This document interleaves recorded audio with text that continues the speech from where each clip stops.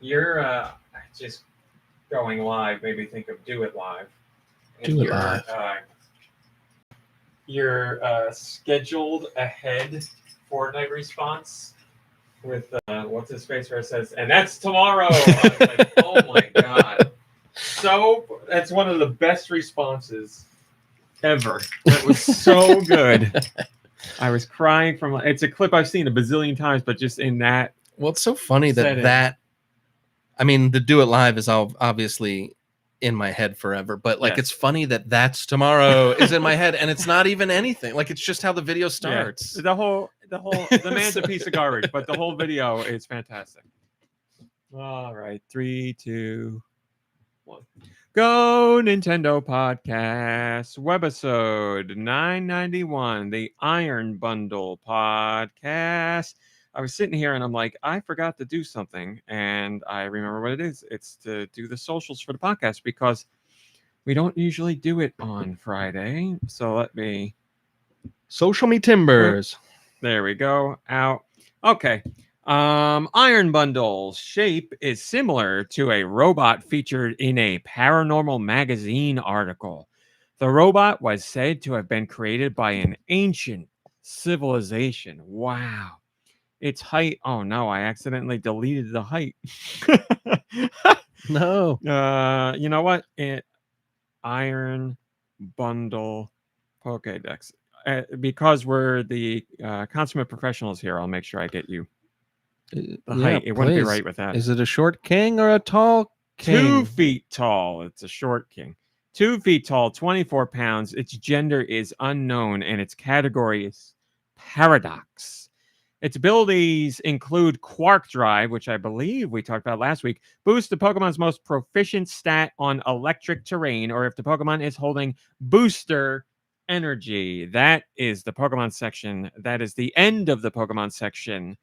And here we are. Big Booster Energy. I think Booster Cogburn. I think Mom Brain's going to be here. I thought she was going to be home early. Then she found out there's this, I think I've mentioned this before on the podcast. There's some secret event that the teachers around here get together and go to at someone's house where they all just gossip and blah, blah, blah, blah. Plus, so the school year just started.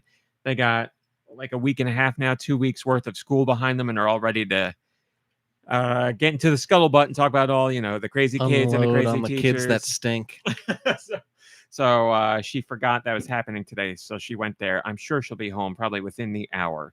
I know she's going to bring treats with her too, because they always give her all the extra treats to bring home for me. So she should be part of the show, I believe. But Deux Michaels is here right now. Ooh, good to see you, Deux. How are you doing? What a treat to be here. Thank you for joining us on Friday. And I believe this worked out for you, right? Because you wouldn't be able to go tomorrow. Yeah, I've got some big construction at the old Deux Michaels warehouse tomorrow. Chateau Deux. Chateau. The old Chateau.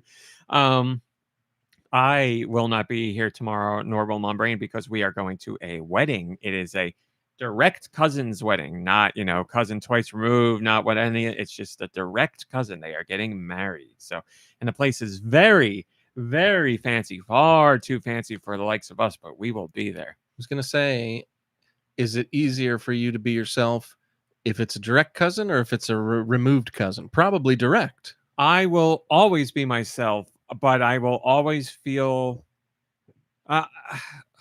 I always feel uncomfortable at weddings because it's just the pinnacle of what I don't even want to say don't like. It's like the antithesis of me. So I don't drink. I don't like dancing. I don't have anything against people dancing. I just don't like dancing. I don't eat a normal diet, so I'm not going to eat. It's like steak and I don't remember, so I'm not going to eat that. I hate with a passion getting dressed up, and you guys know I saved the word hate for when I really mean it. I legit hate it. I can't express to you. I feel like an alien wearing dressed up clothing. Like I do not feel comfortable. I don't feel normal. I can't act the way I normally do. Like it completely alters my mindset, and it's like a nightmare. I feel like I'm wearing someone else's skin. It's horrendous. and a litany of other reasons. But there's something I was gonna say about okay. So at this wedding, they are having a live band perform the music.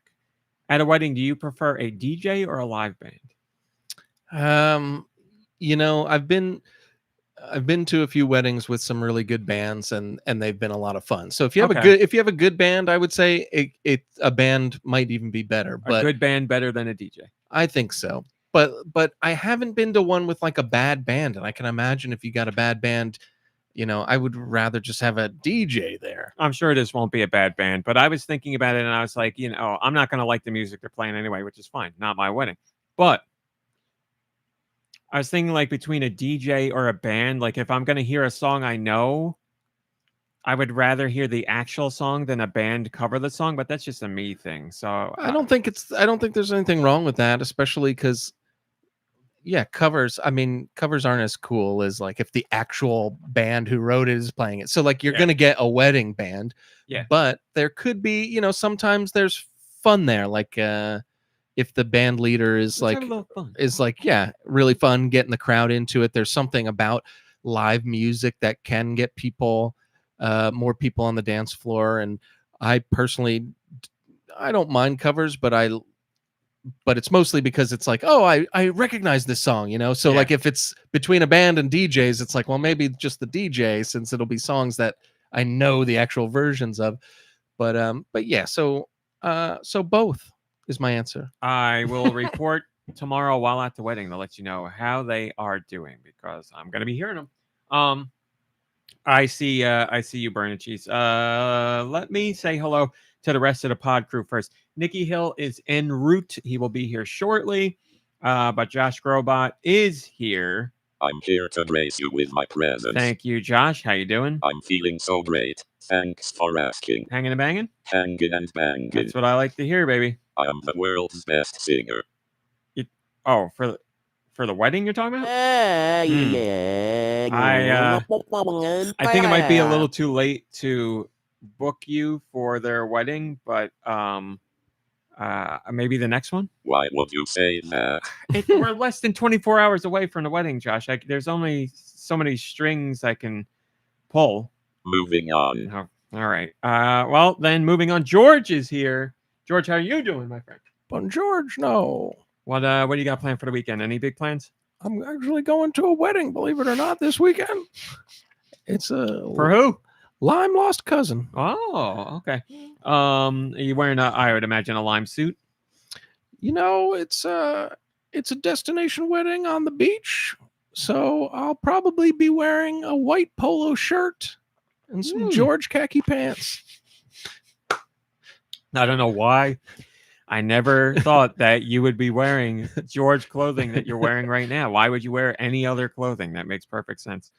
Man, I had to go out and get clothing for the wedding, and I forgot to even think about doing George clothing. I could have went to Walmart and got myself a whole George. Are there George suits? I know there's George dress pants, and I guess dress shirts, but I don't know that there's like a suit jacket. There is, actually. So that guy with the jacket with all the question marks on it? Oh, Matthew Lesko. Yes, I know. I got a Lesko jacket, but I have lime on it. Now that is a fancy wedding jacket, man. I dressed up as Matthew Lesko for Halloween one year, and that jacket is still floating around somewhere. Well, remember when you and I went to Music Man's wedding, and it was an outdoor park wedding, and we went and bought, I think it was all George stuff at Walmart, and we bought matching white shorts and white and blue striped polo shirt, and we played on the playground, got all kinds of pictures taken. I'll never forget it, because that's one of the pictures underneath the glass on my desk. I see it every day when I work. Thank you, Human Fart. Human Fart sent a link to Walmart. George does have suit jackets, and you can get it for $50. I went to Macy's and got so I don't, I lost a lot of weight. So I had to get the last suit I wore for a wedding was probably my sister's wedding, which was, I don't know, 7-8 years ago. I got no idea. What about So I had to get a whole new outfit. what about that celebration of life we went to? That wasn't a suit, I guess, was it? Would you have a No, shirt it and wasn't. tie, Yeah, I or- got like something from Old Navy, like a sweater vest and something to wear underneath that. Yeah, but this is like black tie wedding, so you got to get all dressed up. Man. So I had to go to Macy's and get something, and it was a pair of pants and a jacket. It was like $325. I was like, Jesus Christ, man. Went to Kohl's after though to get the dress shirt and belt and something else. Dress shirt, belt, something tie, and we got all three of those things for $60. I was like, now we're talking. So, SD, yes, there are rental places, and to pay for a rental was like $280, and I'm like, if I'm going to spend that much on a rental, I might as well just buy one that I can use going forward. I was like, that's ridiculous, insane. right? $280. There were ones that were less than that, but they were like, they were very cheap looking. What and are you like, trying to say? What are you saying? no, not George's stuff. George's top notch. It's just like if you this is I'm not saying it's fancy because I never do it. This is like a legit very fancy wedding, so I just couldn't do it for this. 8-bit Lego has sent a Kohl's link. What do we got here? Men's yes. I know someone who has a suit from that company. They have the Tetris version of that suit. But yeah, I don't think that Pokemon suit would fly at the wedding. Man, that looked good on you though. It'd Be be pretty amazing. good. You know the guy, Chris, who used to come over for the wrestling things. He has that company's Tetris suit, which is just full on Tetris pieces, like all locked together. I saw him wear it at one event, and I was like, son of a bitch, that actually looks pretty good. It's like colorful and funky, but I was like, it's a nice looking suit. So I know 8-bit Lego, only $90 for that suit. What more could you ask for? Let me say hi to the Discord. Hello, Guy Bones and Human Fart and 8-bit Lego and SD and Burner Cheese and Giant Reggie and Vachi and Roth and Ice Dilbert and William and Nico Darunia and Drake and Gecko Kitsune and Sinfield and whoever else pops in here. Thanks for joining on this Friday podcast. William says, I spent about $350 for a suit when I went to a friend's wedding a few years ago. Never wore it again. Yeah, I guarantee what's going to happen is I'll get the suit and I'll be like, well, I'll wear it again. And then there will be a funeral. And I'm like, well, I can't wear this to a funeral. Nicky Hill is here in the GoNintendo headquarters, Discord messaging from the bathroom. He says, hello. There's another, yes, I don't know what they are. Not cousins, but they are cousins. Cousins once removed. I don't know. They are engaged to be married. So there's at least one more wedding I will be able to wear the suit to. So there's that. So yeah, that's what's going on tomorrow. That's why we're doing the podcast today, and that's everything out of the way. Like the toilet emojis on Nicky Hill's message. That's great. So normally we start off by going into some topics before we get into the Patreon topics. Yes. Do you have any topics you'd like to talk about before we get into regular topics? No, nothing needs to be said. If you're a Tim Burton head, Wednesday, the new season of Wednesday is out. It's great. Watch it. Oh yeah, I've seen headlines for the season. I don't think it's for you. You don't like Tim Burton style aesthetics. I'm okay with Tim Burton. Like it's okay, but yes, like it's like what's his name? Wes Anderson. Yeah. Like I get to an overload of it. Right. I'm like, Yeah, I mean, and this isn't all like it's produced by him. There's a couple episodes directed by him, but it's like largely it's Addams Family, which I can't see you liking that either. I saw the first movie in the theaters and it was fine. Like at least I can say Tim Burton's style certainly fits with that whole thing, so that makes sense. But there he is. But I was never like, I don't have anything against it at all. Like I wouldn't poo-poo it. Just like it's not on my list of things to watch. I know people really enjoyed the first season. I saw headlines for the second season where reviews were a little down on it, but I haven't looked at like what's actually going on with it. I'm happy to hear you like it. Nothing to be down on. Steve Buscemi is great. Well, that's the other thing. Like, this is like a very interesting conversation that I would love to dive into someday. But like, what makes or doesn't make a show or a movie for all of us is so wildly different. Like, there's things we will all agree on as far as certain points, like aspects of a genre or whatever. But then there's things where, like, like certain actors in a movie or show will make a big difference for you, where it won't for me. And I'm not saying that's right or wrong. It's just really interesting how, like, that we all have our things where certain elements could take it a really long way. Like, for instance, I know Alien Earth is a great show as far as production value. The acting's really good. Like, most of that show is great, but it just annoys me because it does. Like, there's like trumpet sounds. And hey, hello. That's the Nicky Hill arrival trumpet. Yeah, there was like, I mean, forget the soundtrack is abysmal. No, I don't want to say abysmal. There's a lot that's bad about it, and then every once in a while there's like some really good score. But yeah, I guess my point is I'll complain about a show like that, but Wednesday is obviously like it's not Citizen Kane, but like I watch every goofy second of it as soon as it comes out, and I'm like, this is great, even though it's like, I don't want to say childish and immature, but like it kind of is. It is what it is. Like, it is what it is. But and like the jokes are so cheese, and like I laugh at every single one of them. I don't know why Gomez gets me every time with his little things. Who is that? What's his name? That's the guy. Luis Guzman. Not watching Gomez in this show. Luis Guzman as Gomez in the show. Not watching this show, but knowing Gomez, the character, I can see 100% why someone like him would make you laugh.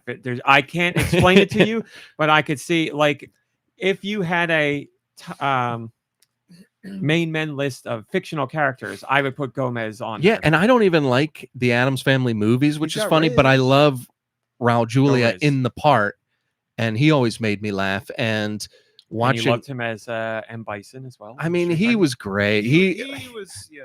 He was great. Apparently, we should talk about that. By the way, also, this goes to show what I've been seeing. I'm not searching out Wednesday opinions. They're just popping up on sites that I go through while I'm working. I don't care. Season 1 critic response was 78% positive. Season 2 is 84, so better. Audience for season 2 is 76 versus 81 first season. So everybody's pretty much still right there. So season 2 sounds just as good, more or less, than season 1. So I'm happy you're enjoying it. But it's one of those things that I'm not critical of. Like I could pick the crap out of it if I want to, but it's supposed to be like that in my eyes. Whereas Alien, I'll like pick the crap out of, or who knows, whatever, anything else. Alien has, I mean, Adam. Oh, sorry. I'm not going to speak negatively towards Addams Family. Like we never would. None of us ever would. The Raul Julia, what's her name?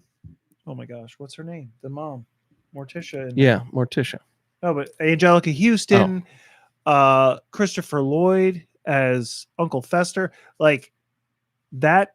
Those movies, that was my Addams Family. That was our Addams Family growing up, right? Like we didn't have like the John Astin version necessarily when we were younger. That was before our time. Anything else now? Even the cartoons now, they're playful. They're like corny, quirky, playful. You're supposed to have fun with them. Alien, from the beginning, the experiences that we've had, they're serious. They're like brooding. They're dramatic and suspenseful. And so when you have this experience and it's like, let's branch out from that. And then you start asking questions and you're like, well, hold on. Like, you know what I mean? Like Addams Family is a fantasy where Alien seems, it's sci-fi, but it feels a little more grounded. Addams Family has these things about it where it's like, oh, the way the kids play together is by chopping off limbs. Like it's like silly and it's not realistic. But for some reason, Alien, even though it's not realistic, like we take it seriously. And then when it comes to timeline, it's like they're messing with like classics for us, you know? And so like when you start, like, it goes back to that conversation we had with the being nostalgic and everything else and holding things to different standards. But I was going to say roughly the same thing. Like, you know, Alien was from the beginning, at least taking itself seriously. So when you get to something where, it doesn't exactly head in that direction, maybe it's easier for you to critique or be thrown off by it. The only counterpoint I have with Alien is, there was like Alien versus Predator and all that stuff. And, that stuff starts to get campy. I would imagine like this new Alien show is much more taking itself much more seriously than those things did. But I don't know of any Alien movie that was like farcical, except for something like Alien that. versus Predator, right? Except for that. But that was also during a time of like Jason versus Freddy or Freddy versus Jason, like where they were like, how can we milk these? Well, let's throw them together. Oh, same universe. Whoa, look at this. Oh, a matchup like never before. But even the movie, the most recent movie, Alien Romulus, Alien Remus, that had like really great parts for me. It didn't land exactly the entire way through, but there was something that it captured. In this, it's like, remind me again, timeline. It takes place before the first Sigourney, like the first Alien movie that I believe this one takes place 2 years before the Alien. first, the first Sigourney Weaver, Ridley Scott Alien, Yeah. right? So like, this starts raising questions to me. Like, at what, dude? From the first second when they showed the year, I picked up my phone and was Googling it. Yeah. Like I was already out of the experience because I was like, where does this take place? And it shouldn't be even about that, because you're just going to piss yourself off. Because that's what happened to me. Because I was like, well, how did this take place 2 years before Alien? And they crash landed the aliens on Earth. I don't get it. Nobody knew about this. Like nobody's talking about it. Then I don't know. Also, here's a question that I came up with today, to myself, and I'm not. My memory with recalling all of these things is rough. So please correct me if it's already been talked about. But these aliens are supposed to be like superior, right? Like brilliant and strong, like the next evolution of mankind or whatever, right? Excuse me, but their blood is acid. If they're ever in a pinch or like in a bind and they're trying to attack a prey or whatever, they could use their blood to get through things, right? Like wouldn't like a small little cut and they can, now I'm in a different room. Like, you know what I mean? Like I guess that's never been done before. And like what I had just witnessed earlier today, I was like, wait, what? Just lop off a finger. It probably grows back or something. I don't know. That's that's a weirder take than normal, I would say. But like I never thought of that, and it's interesting to think of because it's absolutely true. Well, all I can say on this is my dad really likes it. So there it is, the world's foremost alien person. I checked the stream; it looks okay to me. Are we even watching a show, or are we just been watching random YouTube videos? Yeah. Yes, my dad. This is great. We got 2 segues, and they're both game related. My dad texted me last night, and I didn't correct him because I'm like, there's no point. It doesn't need to be corrected. It was a nice thing. He texted me, and he says, Donkey Kong Bonanza 2 being advertised during Eagles game. And I was like, I wanted to be like that. And I was like, not the point. Not the point. I said, thanks, Dad. I actually posted about it a couple minutes ago. Did you say go Birds? I did not. And he said, I saw a different commercial. Oh, I linked him to a commercial that I had just posted. And commercial? He said, I saw a different commercial. Big audience, smart marketing move. And I was like, yep. And then he goes, this is completely unrelated, but very funny.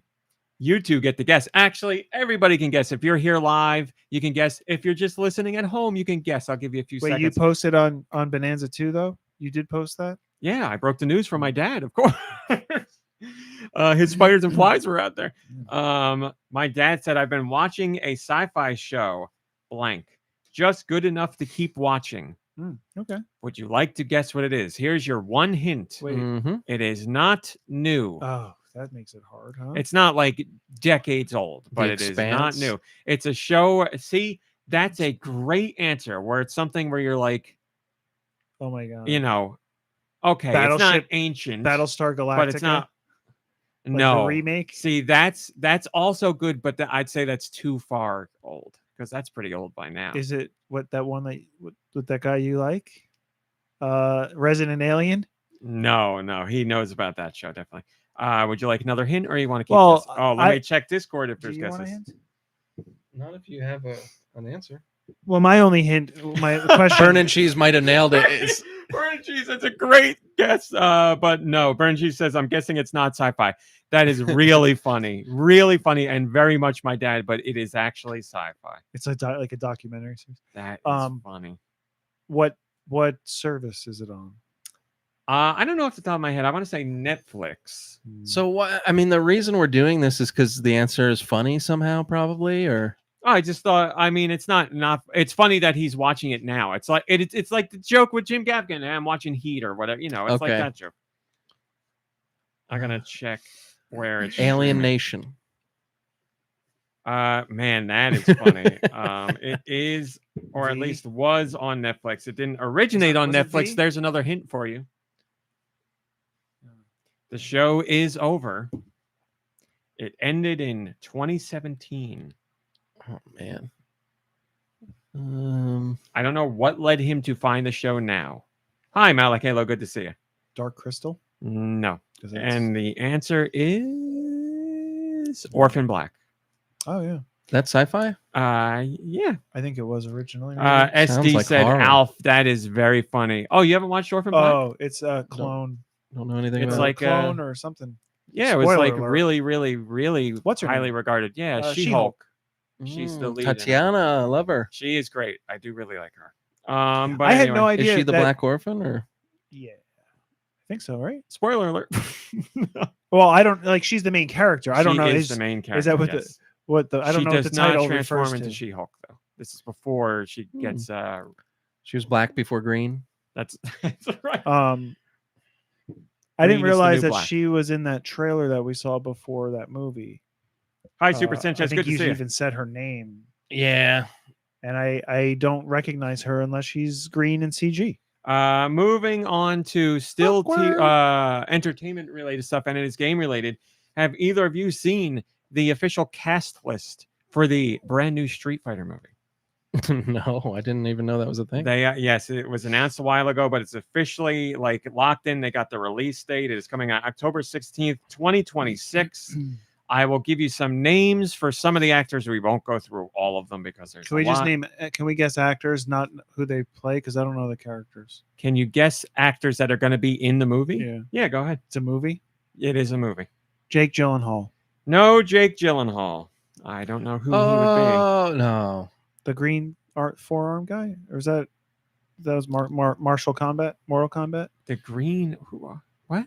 Blanca, you're saying? Blanca. Yeah. It's Street Fighter. Jake Gyllenhaal. Blanca. Okay. Well, they both games had forearm green guys, right? No. Goro is tan orange.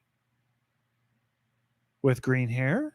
No, black hair. Does Goro have 6 arms? I'm four? 4. I'm gonna say 4 Plus 2 legs. Yes. Oh. 2 legs. Yes, he does have 2 legs. Mm-hmm.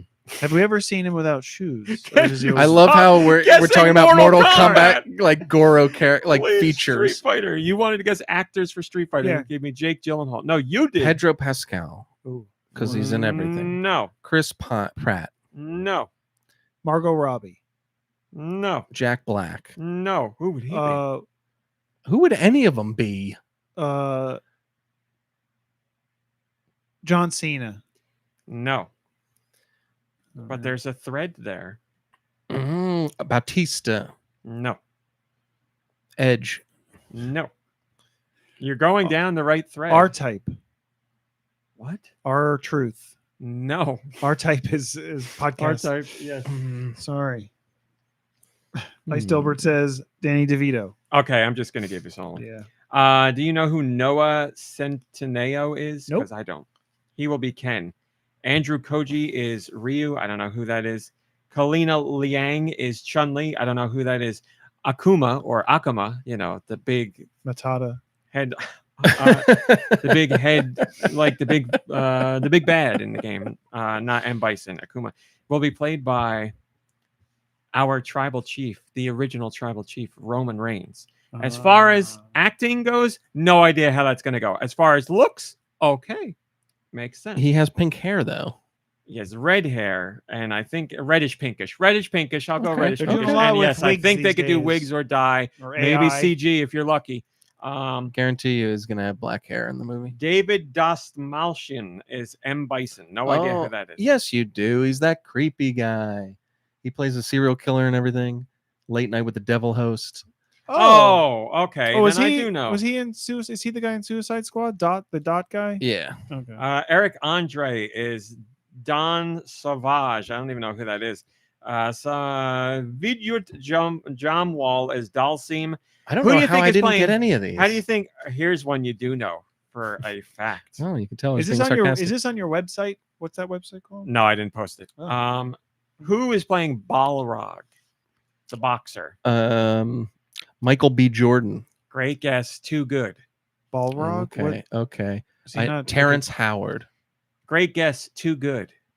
Oh, You 100% know. Oh, there's a Jaleel hint White. right there. You 100% know who this is.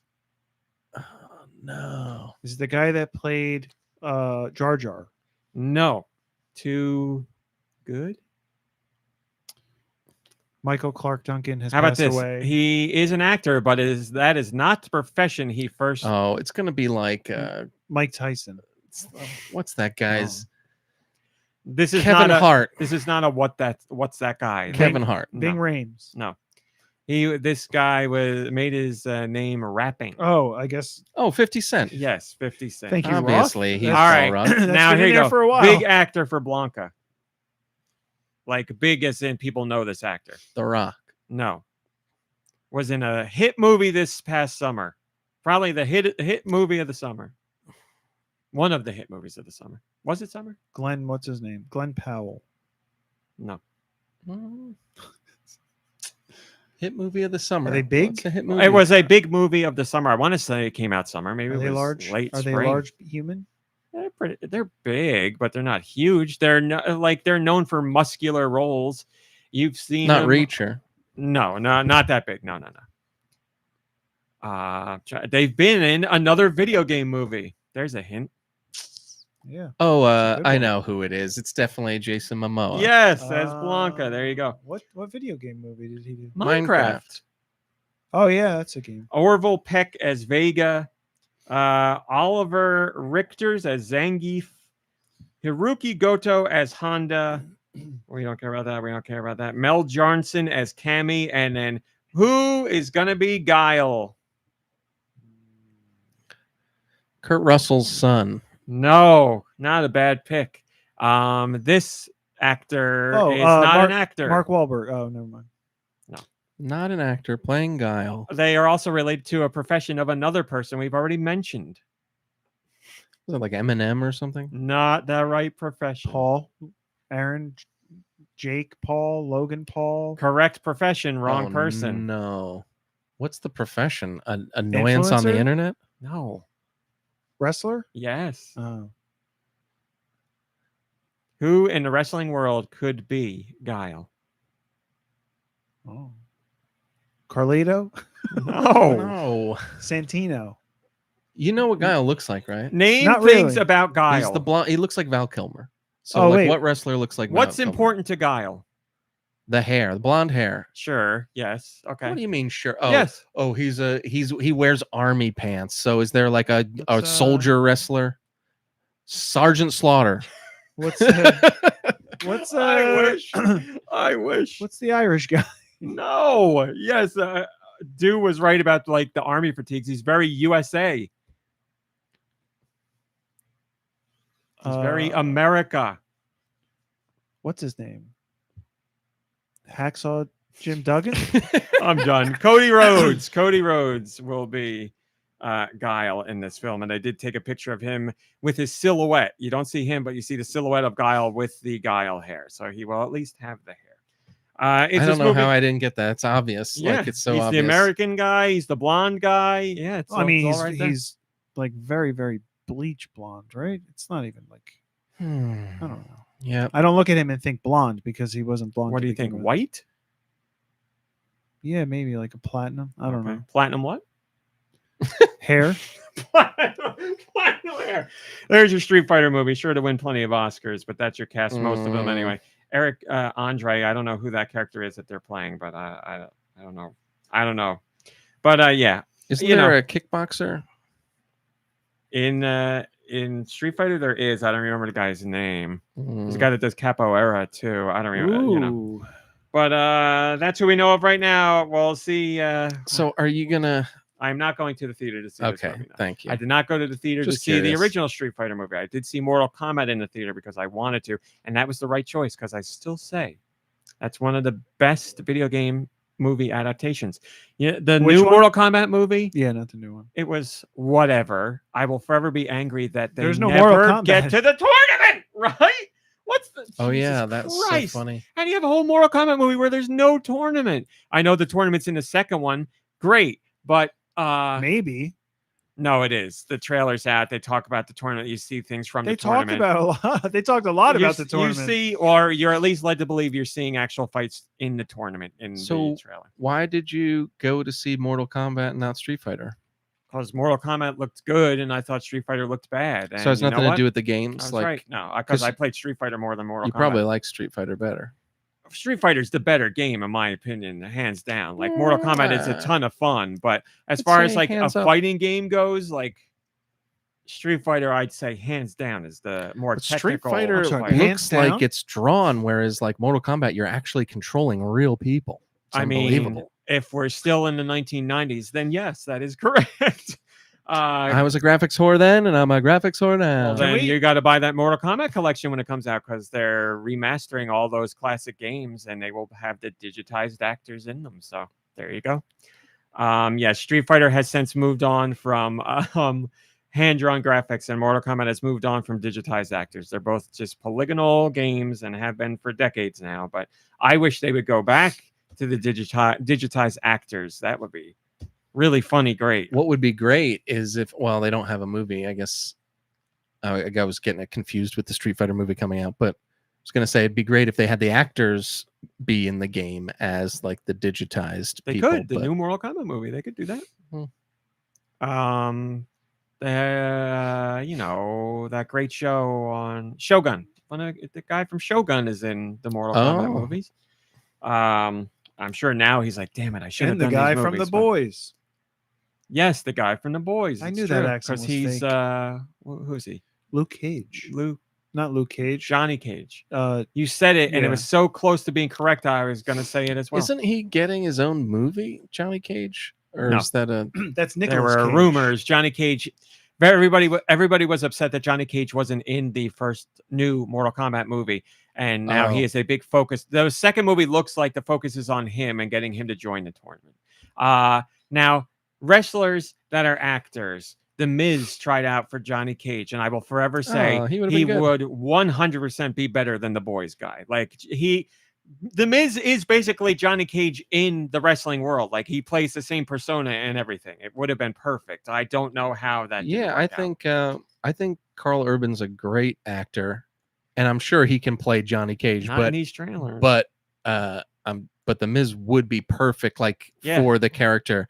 And perfect. Carl And he's- Urban's more a little grizzled and gruff. Carl like he's Urban in the and I think he's a little trailers- too old to play the Yeah, part. that's what in kinda trailers. gets me, He's, but- in my opinion, and you know, I'm very easygoing. In the trailers, I think he's doing a terrible job. Like I think I think it's horrendously bad. I will say that's what I thought about Scarlett Johansson with the Jurassic Park trailer, Okay. and I was right. I'm gonna You're reserve all right. judgment. I'm not gonna see the new Mortal Kombat in theaters. I will watch it at home, but Yeah, maybe it's a case of he just didn't understand it, like, Yeah. because sometimes they don't understand it. Like Walton Goggins seems to understand his role in Fallout Which is perfectly. funny Like 'cause- he's incredible in that show. but he didn't play he didn't experience anything about the source material, Which according is to him. interesting. Yeah, I don't know how it's different. Obviously, we're talking about a arena fighting game and like a open world, like apocalyptic game. But yeah, like it doesn't seem like Carl Urban understands the character. SD, that's very funny about Goro. SD said he has 4 arms and 4 arms. All of that is correct. That is true. All right, moving on. Let's get to some other stuff because we got more game stuff to talk about. as I do every single day. Well, not every day, but I post on Patreon every day. Did you know, Nicky Hill, that you can join the GoNintendo Patreon For $1. for $1? I could. You Are you could. talking to me? And I make a post there every single day, but it's not always game related. But usually I'm talking about games. What did I talk about this week? Let's talk about it here. I talked about songs you love from games you've never played. I have quite a collection of soundtracks to games that I really like, yet I've never played the games because of the almighty algorithm. They just spit out game music and they're like, you would probably like this. And I'm like, you know what? You're right. I do like it. One such song is Powell from Seiken Densetsu 3, or Trials of Mana as we know it here now, which didn't get localized. The original game was on Super Famicom million years. Oh my God. 20 plus years ago, and never came here. We finally got it as Trials of Mana. You can get it now on the Switch, and there's a song called Pal that I think is fantastic. Really good song. This is an Really RPG. good. Sounds like Yes, a puzzle but game. it's an action RPG, so it's more like a Zelda style RPG, if you consider Zelda RPG. So no turn-based fighting. Action-oriented fighting. That's just one example of a song from a game that I've never played that I really love, and that soundtrack is pretty damn good in general. Do you guys have any soundtracks to games or songs from games that you enjoy from games you've never played? I guess, you could say some of the songs from Deltarune because you stopped at Chapter 1, but you've heard songs from 2, 3, and 4, and you enjoy them. Yeah, all that stuff is really, really good. We're talking about never touched even for a second game. No, I mean, like if you played it and you hardly played any of it, and then you heard because, like, Donkey Kong Country, like all the like Sticker Brush Symphony or whatever. Bye, William. And there's a couple tracks on there that are great, and the Moon song from the DuckTales game. Like, I played that game, but not really. Oh, I didn't know that. Yeah, I'd never even heard of it till you got an emulator, and we were at the old DuckTales warehouse. game? Yeah, and you were like playing it, Wow. and I was like, wow, it looks pretty good, and the music's awesome. I didn't know that. We should, if you'd be up for it, we should have you play that for a Patreon post. That'd be a one sitting. I've never played it. Recording I played it. I've perhaps. never beaten it.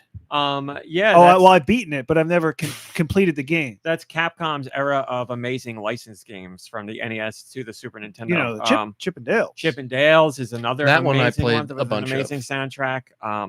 Tailspin is a great game with a great soundtrack. I don't The think I Little played Mermaid from Capcom is a Tailspin. great game with a great soundtrack. Oh, Goof Troop on Super Nintendo, fits the same category. was man. Aladdin Capcom? Aladdin, Aladdin, yep, I another played. great one That on was Super really good. Nintendo. Yep.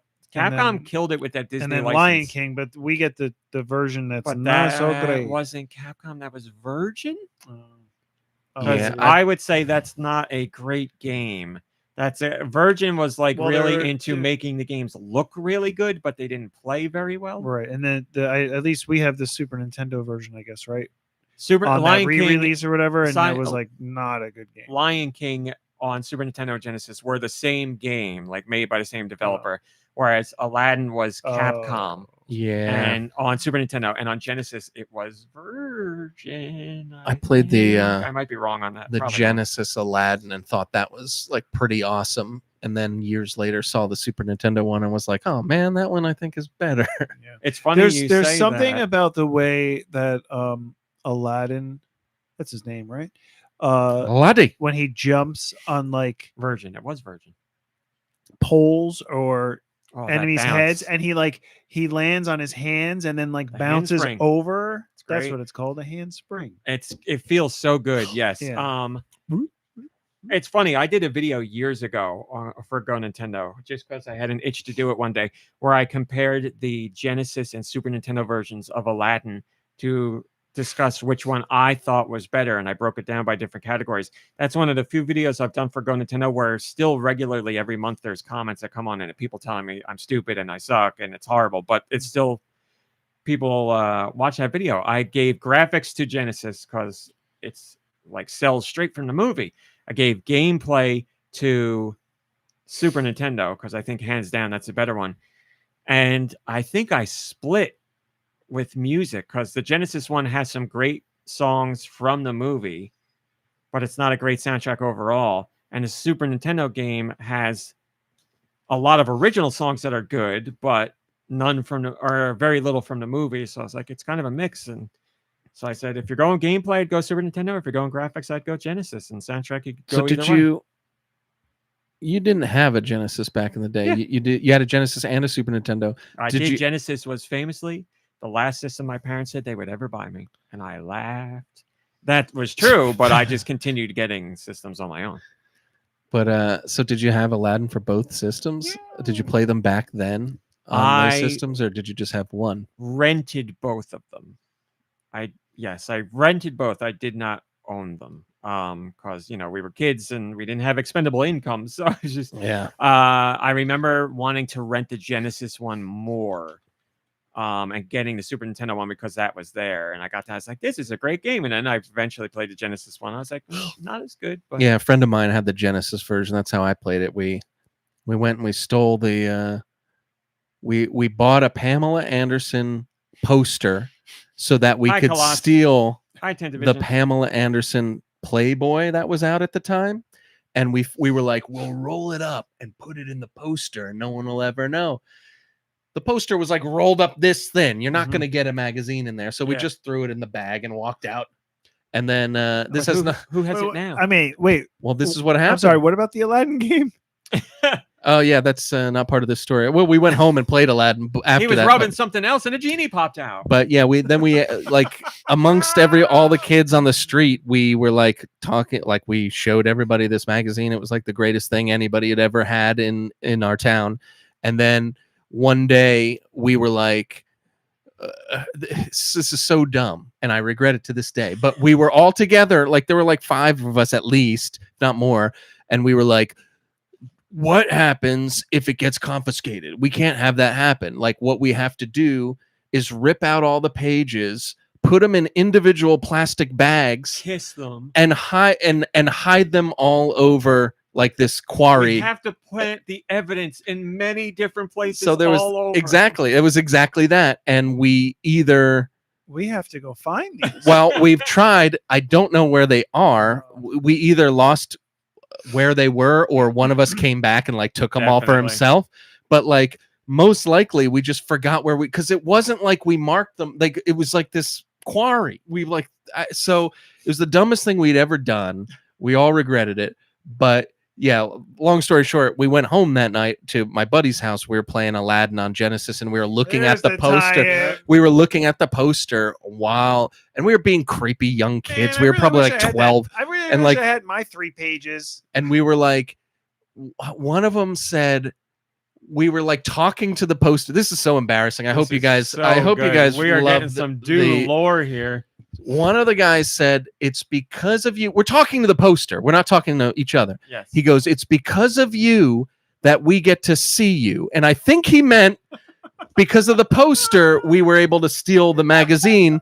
But like it came out super creepy, right? Like that sounds creepy. His dad was right outside the door, apparently. And he was like, I'm not going to say his name. He was like, John, you know, don't make me, if you keep, I think he was like, don't make me take that poster away from you guys. Like, because he was like, he could tell we were being creepy. And we were like, oh, sorry, Dad, sorry, he said. And then we just kept playing Aladdin and Riff Raff Street Rat. That's what I feel like after that story. So anytime you see the movie Aladdin or it comes up, you immediately think of Pamela Anderson. Or you get a boner. I don't, which is funny, but I'm thinking about it now, and now I probably will. I have the Pam Anderson signed poster downstairs. Can you go look at it and tell me if it makes you think of Aladdin? I don't think it does because I've seen that poster many times. I've since like separated the two, Pamela Anderson and Aladdin, but I don't know. Her newfound success is going to be tough if they do Aladdin 2 with Will Smith. She could play Jasmine, and then it'll all come back. For my weenie. But yeah, so that was an embarrassing story. Thanks for listening. What is the also 8-Bit Lego says the peenie instead of the genie, which is perfection. What is the mom brain? Pam Aladdin. That's so good, Roth. Pam Aladdin. Pam Aladdin. Yes, Nicky Hill. Sorry. No, I'm just wondering, like, if there's like a statute of limitations or something. I think like he's in the clear. for you admitting that you stole this magazine that long ago. People don't even know But what do we have magazines any are risk anymore. here? I couldn't even tell you where we stole it from. Like I couldn't even tell. So if The somebody, store. I mean, it was a store. That is a great story. Thank you for Oh. sharing, Mom Brain. You missed Hello, out on Mom an Brain. amazing story. You're gonna have to Hello, listen. No, Piper. you Can can't. Tell it again. No, you gotta play it back later. Listen I'm to sorry. the podcast. Are you joining us? I don't really think I have the voice for it. I can hear that. Okay. Are Sorry, there you're still not snacks? feeling well. I'm sorry. Are there snacks? Oh, there's there's Can candy. you bring some in, please? Yeah. For the boys. You got it. I'll put it in this bowl. Thank you. Mom Brain's had a cold, but she's good enough to go to a party. I like her hair. It's not a party. There's a super spreader. I like. Sorry, I'm Where's the kidding. bowl? It was a small. I like your hair. Did you get your hair done today? Don't Oh, don't what's make it- her keep talking. She already said her voice is bothering She her. can, listen. She can say or not say whatever she wants. I'm not making her talk. She can text me. All right. So songs from games you love brought us to Aladdin. SD says, "I and thought porn." Nicky was the hentai one." Well, this wasn't hentai. This was straight up female pornography. Do also so you feel better. I also had that magazine as a kid. I don't remember how I That's got it. but I had classic. that one. That's right. He found all the pages out in a quarry one day. Moving on. That's right. I wouldn't be surprised. Meticulously pieced them together. Thank you, Mom Yowza, Brain. Thank you. Thank you. Wow. They, Rolos. the gang loves Rolos. Oh, Rolos are a Well, regular. look, they This were gang leftover does. from previous gatherings that I didn't make it to, so that was what people didn't pick. Is there sody? Careful. Did you make Look, a another- chocolate salad or Man, a snack looks salad? good. No, and yes, there's some. You don't have to bring it in. I was just being nosy. Thank you for the Thank you, Mom snacks. Brain. Go relax. Moving on. Love me a Rolo. Talked about Star Wars Outlaws and Tony, what is it? YOLO. Rolo Tony rolling Browntown. downtown. Check yourself out the door. Give me some more. Give me some more. Give me some more of those Rolos. Rolos. Star Wars Outlaws and all the craziness that has happened. I really want to dig into that, but it'll be better talked I about need later. a little tower of Rolos. I need to know what I'm doing I want here. to blow my brains out. I will get into it later because there's more reason to talk about it later. So it's going to be like a big thing. I really want to dive deep into that segment. So we will later. I also wrote about Sonic Rush Rerun. Boom. Sonic Rush is, I think, my favorite my favorite Sonic game ever. I really do think it's my favorite. If it's not favorite, it's very much in the running, but I feel pretty confident Sonic Rush being my favorite Sonic game ever. That is sorry. on the DS. Yes, would you like to interrupt me? Yeah. Go ahead. Burn and Cheese said that I'm a super trumpeter and Deux is a super farter. And then Tentavision said, so Nicky Hill and Deux are both super trumpeters. I think it got me good. I'll take trumpeter. I read that wrong, and I was like, I'm gonna kill somebody, but no, Oh. trumpeter. Yes, That's me. Trumpeter. Uh-huh. So Sonic Rush came out on the DS, and that Yeah. is the only platform it has been available on. There was another game there called Sonic Rush Adventure, which was a sequel. Not as good. It was okay, but not as good. But Sonic Rush, amazing. Yeah, You said that Sonic Rush is your favorite Sonic game. pretty sure. Yeah, Have you ever played Sonic the Hedgehog 2? I have. That one's and really you know good. what? I have played all the mainline Sonic games. No. If you're That's your problem there. if you're like me, you play the first one, but definitely play the second You're one. very lucky that you play a lot of games that are in long franchises. You only ever play one, and those are also the best ones. It's very lucky that it works out like that. Is it for you. always It the hasn't I second want to been or think if second, there's. right? I'm trying to figure out if there's a correlation there, but It hasn't been like that in a long time. I'll dive Mega into Man that later. 2, Sonic 2. Mega Man 2, Sonic 2, Streets of Rage 2, Double Dragon 2, Ninja Gaiden 2, Dark Sword of Chaos, Super Mario 2. Super Mario Brothers 2, Zelda The Adventure of Link, Going, what's Resident Evil 2. Goemon? Mystical Ninja. Yeah. That was a sequel, right? It was a sequel. I believe it was the first one that got released here, but yes, it was No. definitely a sequel. For this, it was a sequel. You could tell. It was Rolling DNA. Thunder 2. I mean, it's amazing. The list goes on, Yeah. and these aren't like, this isn't some BS. Like, This is fact. this is real. Oh, I know why. Because they're all supposed to be toot. All right. I'm on it. Mega Man toot. So Sonic Rush you can only play on a DS. Amazing Sonic game. I love the way it uses the 2 screens as one big vertical screen. Like, I love what they did with that. How it was presented.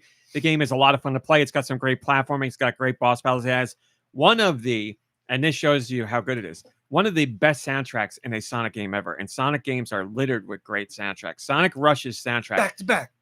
Right? It's that guy. Yeah. It's an unbelievable soundtrack.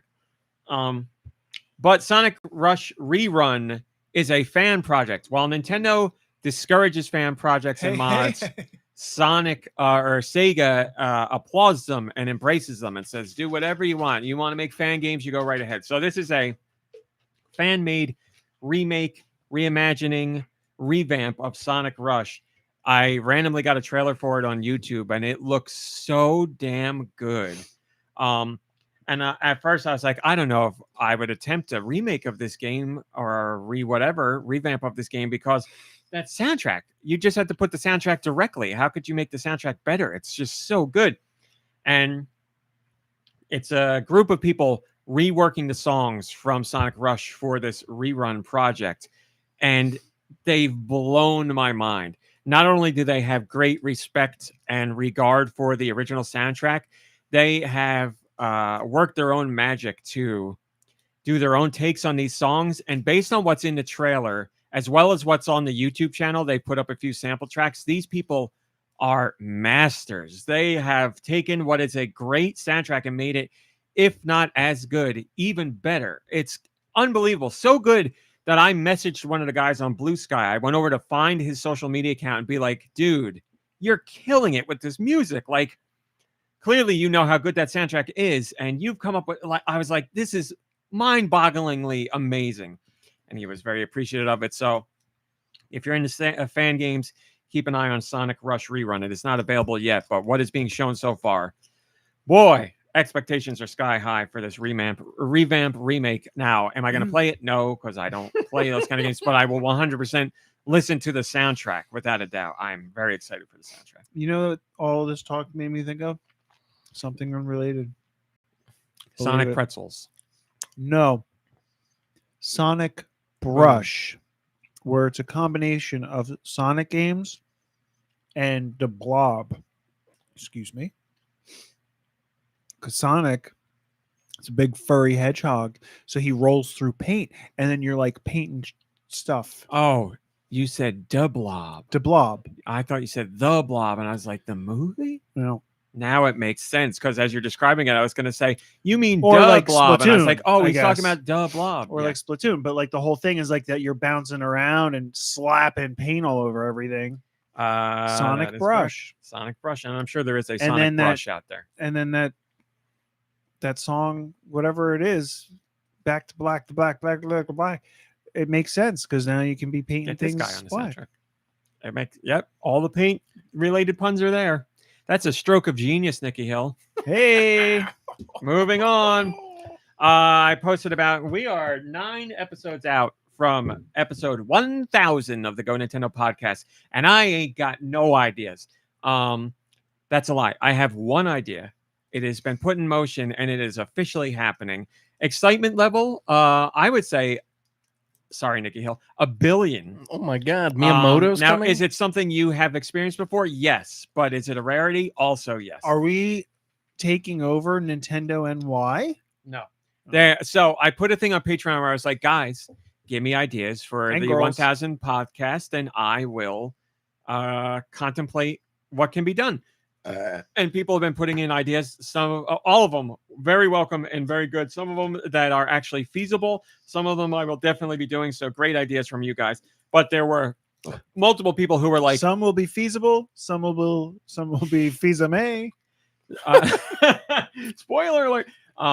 Many people were like, do it here, do it there. Like somebody was like, could you do it at an old school Pizza Hut? And I was like, I don't think Pizza Hut would care, but they're not going to have the internet. So, I mean, half of that works. But yes, people. Yeah, there's one by me places. that's old school and empty. So yeah, all the time. Oh, I think they're always empty. Yeah. But thank you for those ideas. If you're on Patreon and you haven't left an idea, please go leave one, because all I'm going to say is the show won't be a normal show. We're really not going to do news unless something huge happens. It's going to be just like a all-encompassing GoNintendo thing. And yes, I will try to get people here who are not normally here. I have 9 weeks to harass my sister, so I will do that. Maybe I'll get here on time. Well, if you leave now. So we'll see, but put your ideas there. And then finally, because this is the last one, because it's Friday instead of Saturday, talk about games that you are hyped for that do not have hype. Now, I don't mean like they're being crapped on, but maybe just like you're really excited for it, but not a lot of people are excited for it. So I'm looking for those, and I haven't read your answers yet, and I look forward to that. I put, it's a game I'm hyped for, and I don't even know the damn name. I know half the name. Let me look it up because I want to get it correct. So there used to be a series called Hot Shots Golf, which I absolutely loved. But then you're pulling them up from out of there, but you still have 2 over there. Are those special? Those 2 out. Oh, okay. I did that earlier though. Yes. Hot Shots Golf isn't called Hot Shots anymore. It's called Everybody's Golf, I think. But now there's a brand new installment called Everybody's Golf Hot Shots. And I love that series. I have always loved it. I don't care how bare bones it is. I likened it to Mega Man. You give me a Mega Man game, it's got 8 Robot Masters, and you fight Dr. Wily. I don't care how many times you ask me to do that. I'm doing it every time. So with every Hot Shots Golf game, I'm like, give me a couple courses, give me the weird characters, and let me play golf, and that's all that I need. So I'm very hyped for this game, and it came out today. So I'm uber excited to play it, and I was going to buy it, but because the podcast is today, my schedule got screwed up, so I had to wait a little bit longer to buy it, and it worked out because Bandai Namco sent me a review code for it today, so now I can review it for you guys, which I'm very excited about. I love this series so much. It's just, it's the golf game that like made the 3-hit approach the standard. To like click, click, click. This is the golf game that is responsible for that and all other golf games. But outside of that, it's just pretty much a standard golf game. I used to play this like multiplayer pass and play with friends. Where? Forever. Did you play? It started on PS2. I was gonna say, isn't it a Sony exclusive? That's game? the other thing. Used to be. Not in today's day and age. The rights of the franchise and the naming of the franchise and the developers and all that have changed a whole bunch of hands. Sony still does have some involvement, but yes, now it's available on PS5, probably PS4, and Switch. First time Switch, so that's great. The developer who used to make these games, Clap Hands, also makes their own golf games now, which play very much like these, and they have a game on Switch as well that just got updated for Switch 2 to play in 60 frames per second. What's the name of it? I don't remember, but it's something about golf. But anyway, this is out right now. So that's my pick for a game I'm very hyped about that I don't think a lot of people are hyped about. But great bit of trivia there about this franchise's history, Deux. I'm impressed. Do you guys have any games you're hyped for that you don't think other people are really hyped for? Nah. Okay. Yeah, I don't think so. Anything I'm hyped for is pretty mainstream. I can't think of one that I would want to see. I mean, I could think of things that I'm hyped for that aren't even announced, but that doesn't make sense. Hello, Sneaker Hacks. Hello, Sneaker Hacks, and yes, it is Friday. Yeah, I used to play Hot Shots all the time with R-Type. Actually, we played a lot of that series together. We were like hours and hours and hours on end of just literally passing the controller back and forth to play. We turned off the music, so you have just the sound effects, and it had that one bird in it that they put in all their games. It's always there. I don't know why that bird means so much to them, but it's a bird that goes like this. It's in every Hot Shots golf game. All the time. That's right. Pac-Man is in this one. Isn't that like the soundtrack for The White Lotus or something? Yeah, right. I forgot Pac-Man is a playable character in this one. Yes, I agree with you, Roth. That would be great if they added in other characters from Bandai Namco franchises, and I agree with both of those picks. The Prince from Katamari and Klonoa. Put Klonoa in everything. We need more Klonoa in everything, but yes, I'd love for him to be a character in Hot Shots Golf. Who made Bushido Blade? Oh, that's a great question. I want to say Squaresoft was involved, but that might be wrong completely. The reason I bring it up is because I had a demo disc for the PlayStation way back in the day, and there was one round of Bushido Blade on there, and I played the crap out of it, and it was pretty unique because there was no music to it. There was just sound effects, Yes. and that bird is in it. Yeah, you doing Very that brought Japanese that bird. back. I'm glad. Yeah, it was in a lot of Japanese games for Raw. Holy crap, I was right. Squaresoft was the developer. Sony published that. Oh, we were watching. I told you we were watching that movie Sailor Suit and Machine Gun, and guess what popular sound effect is in it? Obviously, Wilhelm? the cicadas. Oh, yeah. yes. The trauma-inducing cicadas. Well, Yep. the funny thing, I think when it's live action, that's not necessarily a sound effect. I think it's just Maybe it was real. I don't know. It sounded just like it. That's what I have been led to believe that the summers are like in Japan after watching years and years of anime. So I guess that's what it sounds like. Yeah, Corchester, if you're listening, I got it. I got Sailor Suit and Machine Gun, Roth and I made says, do watch that's it. a classic. I'm surprised somebody's heard of it because I had never. Is that from the sequel, that screenshot? But yeah, it. I think it's a classic. I'm sorry. Although I'm eating a Rolo and I at should have this done it. viewing, there was so much I didn't remember.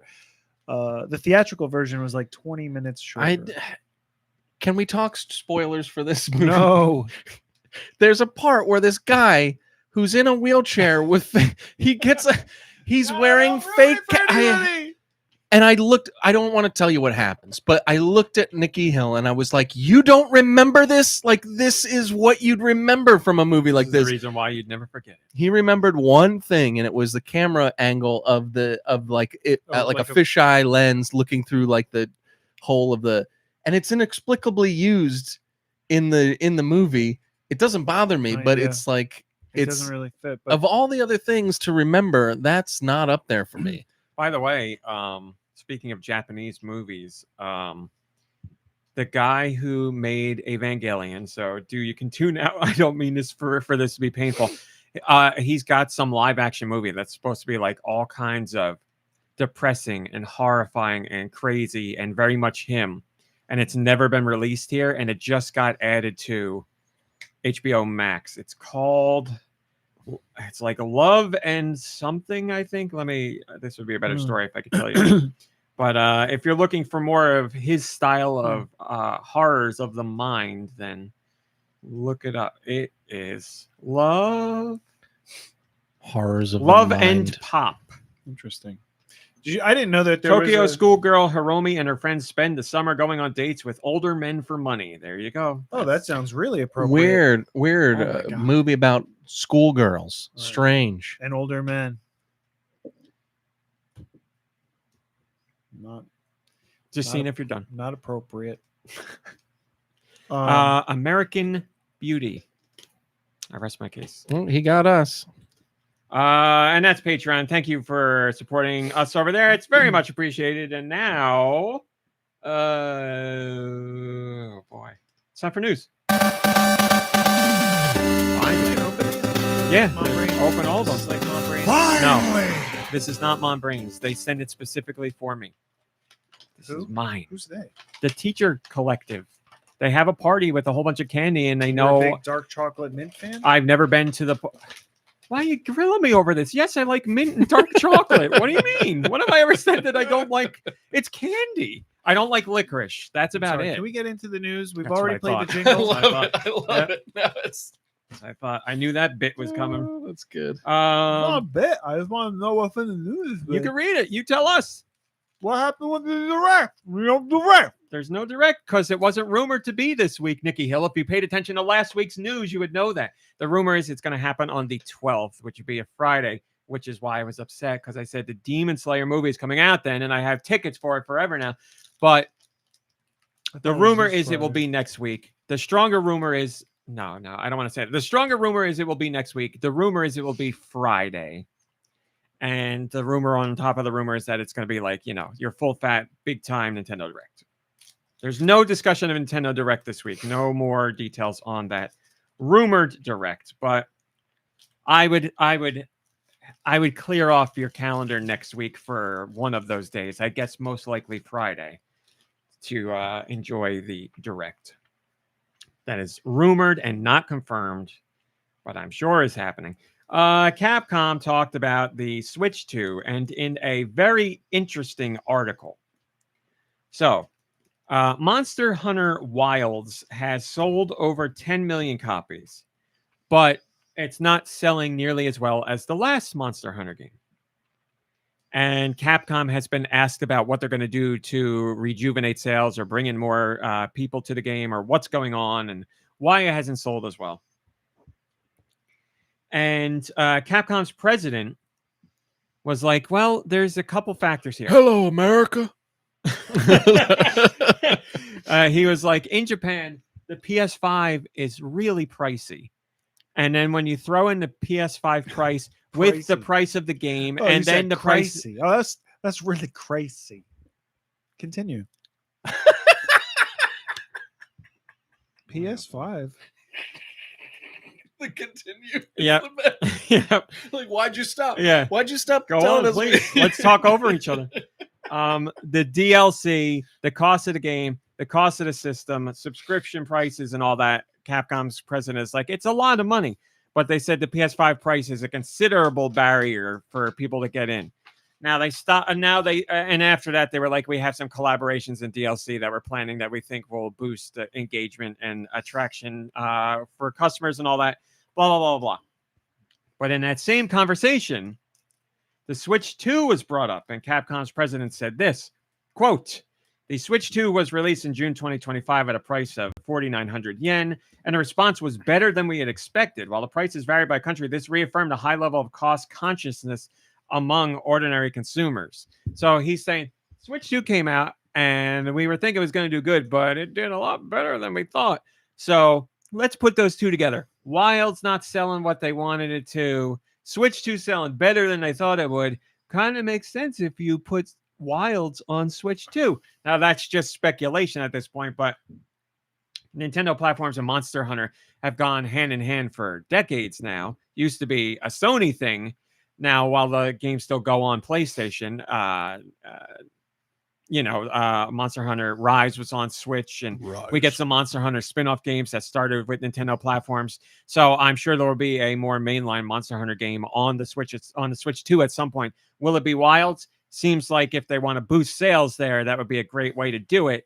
But maybe they're making their own Monster Hunter game just for Switch 2, akin to what Rise was on the Switch. That could be the case, but eventually Rise went to other platforms as well. So for Rise or for Wilds to go to Switch 2 certainly makes sense to me, but I'm not running a business and I don't got to sign checks and I don't do all that stuff. So and if you were, you'd make sure they made another Mega Man before they did another Monster House. Sorry, I didn't see. No more Monster House games. Monster House Wilds. They've been saying since the last Mega Man game came out that they are doing a new Mega Man game, and that Mega Man is very important to them. And I believe it. It's just such a bummer that they make Mega Man 11. And it's like, here, Capcom, now you have the best-selling Mega Man game of all time. Can we get a sequel? And what has it been? 7 years? Man, that long already? Yeah. Wow. Which is crazy. They to put a game out in Monster Hunter. I think they have done that. Oh, yeah? There's been like costume-related stuff, yeah, for your palicos. Is and Mega Man one of the stuff. monsters? No. So my train of thought is gone. I was going somewhere. Mega Man. Sorry. Remember That's Mega what I was Man. thinking. Mega Man.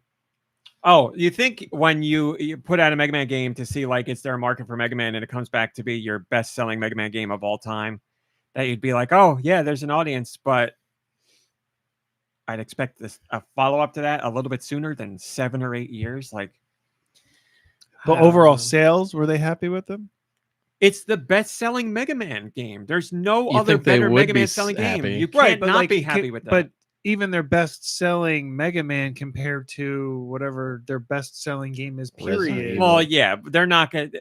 Capcom's not stupid, and no right mind of theirs are they going to expect Mega Man or Resident Evil numbers from Mega Man. But for the franchise of Mega Man to be this old and just now get Or its maybe- best-selling entry, then there's Maybe something they to be like, shown there. they came back to the office and they're like, "Great job, everybody! It's the best-selling Mega Man to date. Let's make sure it stays that Get way. back to work on a new one." And like all the developers are like, so like tired from putting all of their effort into, and they're like, please, sir, not anymore. You Well, know? I'll tell you where they could fix one area, the soundtrack. Whoever did the soundtrack in that one dropped the ball. That soundtrack is a bummer. There's a couple good songs in there, but by and large, I would say it's a not enjoyable soundtrack. I won't go as far as say it's bad, but as far Hate as to be the guy that for put a his Mega heart, Man put fan, their heart and soul into that one. they didn't. I'm telling you, they didn't. It's clear. Listen to the soundtrack. As far as being a diehard Mega Man fan goes, I was extremely disappointed by the soundtrack, and that's one of the elements I look forward to most in the Mega Man game. I need Robot Masters. I need platforming. I need a killer soundtrack, and we got He's two a of simple those, man, people. but we didn't get the third. And also, I'll never forgive him for this. That Mega Man game came out. Made by, I'm sure, people that have made many Mega Man games before. And there's other people at Capcom that know Mega Man. They put that Mega Man game out, and when you went to jump through the Robot Master's gates, you didn't freeze in the air. Unbelievable. Who the hell let that Unbelievable. slide? That's unforgivable. And does it mean anything to gameplay? No. But it shows that whoever was developing that game, they don't know their Mega Man. Yeah, that's true. Because they update. I believe this was 11. 11. I believe they updated it and You're giving added all that these in. reasons why it shouldn't be the best. Dr. selling. Huawei. Well, see, I'd say the most important part to a Mega Man game is the platform. gameplay. Right. So there, the levels in that stage and the enemy design and the Robot Masters themselves, some of the best ever. There's one in particular that's like an ice skating, flamboyant, Robot Master, and it's so good.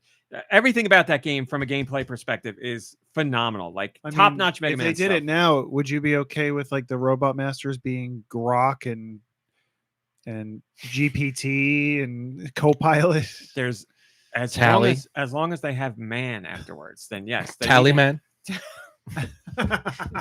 As long as you put man after it, it does. Or you can do woman because they're a splash woman. As long as you put man or woman after it, I don't care what it is. Like, by Mega Man 4, it was clear they were running out of man.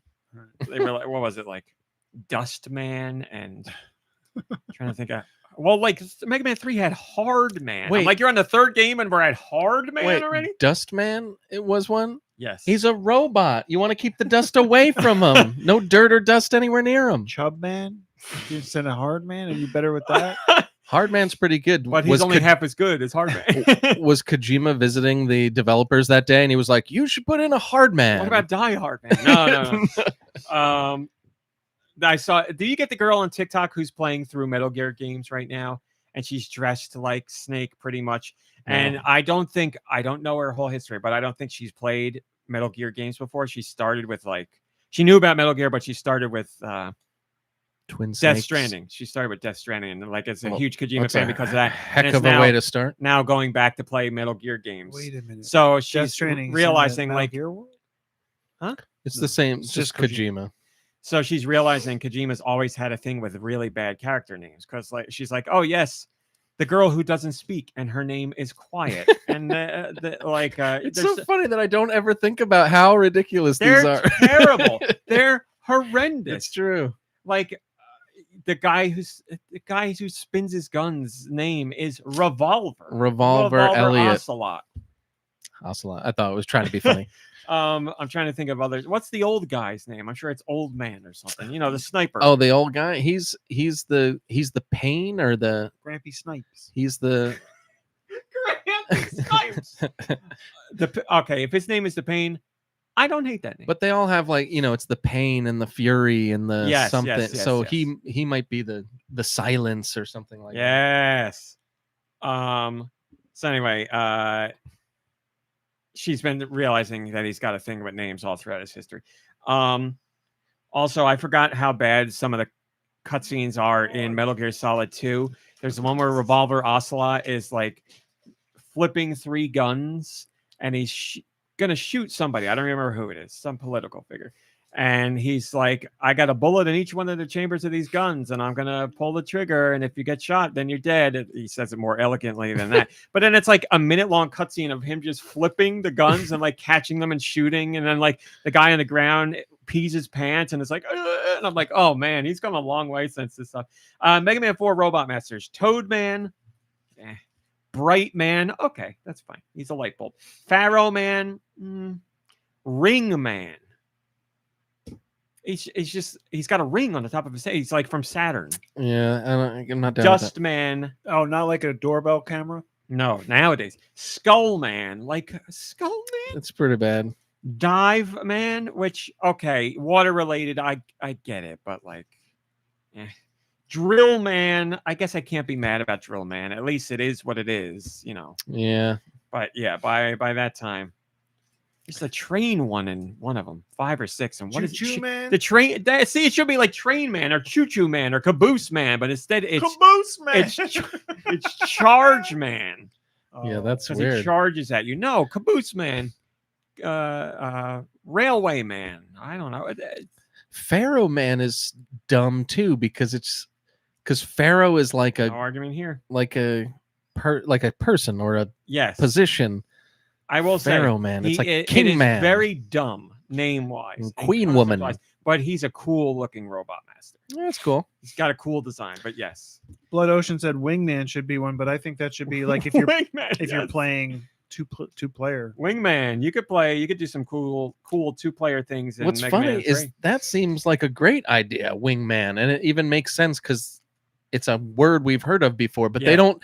To their credit, they don't do that. They don't do any That's kind a of different game. Like that's a game when like Wingman and Mega Man go out to the club, Well, and then you get to Mega Man X games, and they change up. there's other masters that they're working on in that. You know, They change up the naming in Mega Man Big X games finger completely fingers. differently. It's like Boomer Kawanger and Is that a real name? Yeah, that's real. Spark Mandrill and what Mammoth, Flame Mammoth. At least that one you can understand what's going wait, on. like Boomer Kawanger is like a boomerang. He's got a boomerang kind of thing, but he's like Okay. he's like a bug. I want like a stag beetle or something, and like the hooks are his. I like this Spark Mandrill. Spark Man. It's a cool sounding name, but whatever. Boomer Kawanger. That's right. Blood. Moving on. Did I read the comment there? I didn't.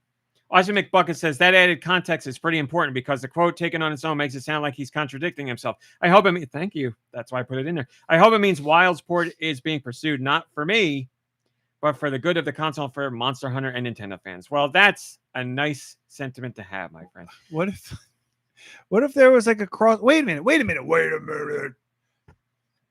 There was like a Capcom and like Marvel crossover or something, right? Sure is. What if Mega Man were to fight like Iron Man and Spider-Man It's as happened oh it has as in those games. as the bosses? Really? No, it's a fighting game, so you fight those characters. Oh but- no, but I mean like they're like the and I mean Iron Man is a part robot, right?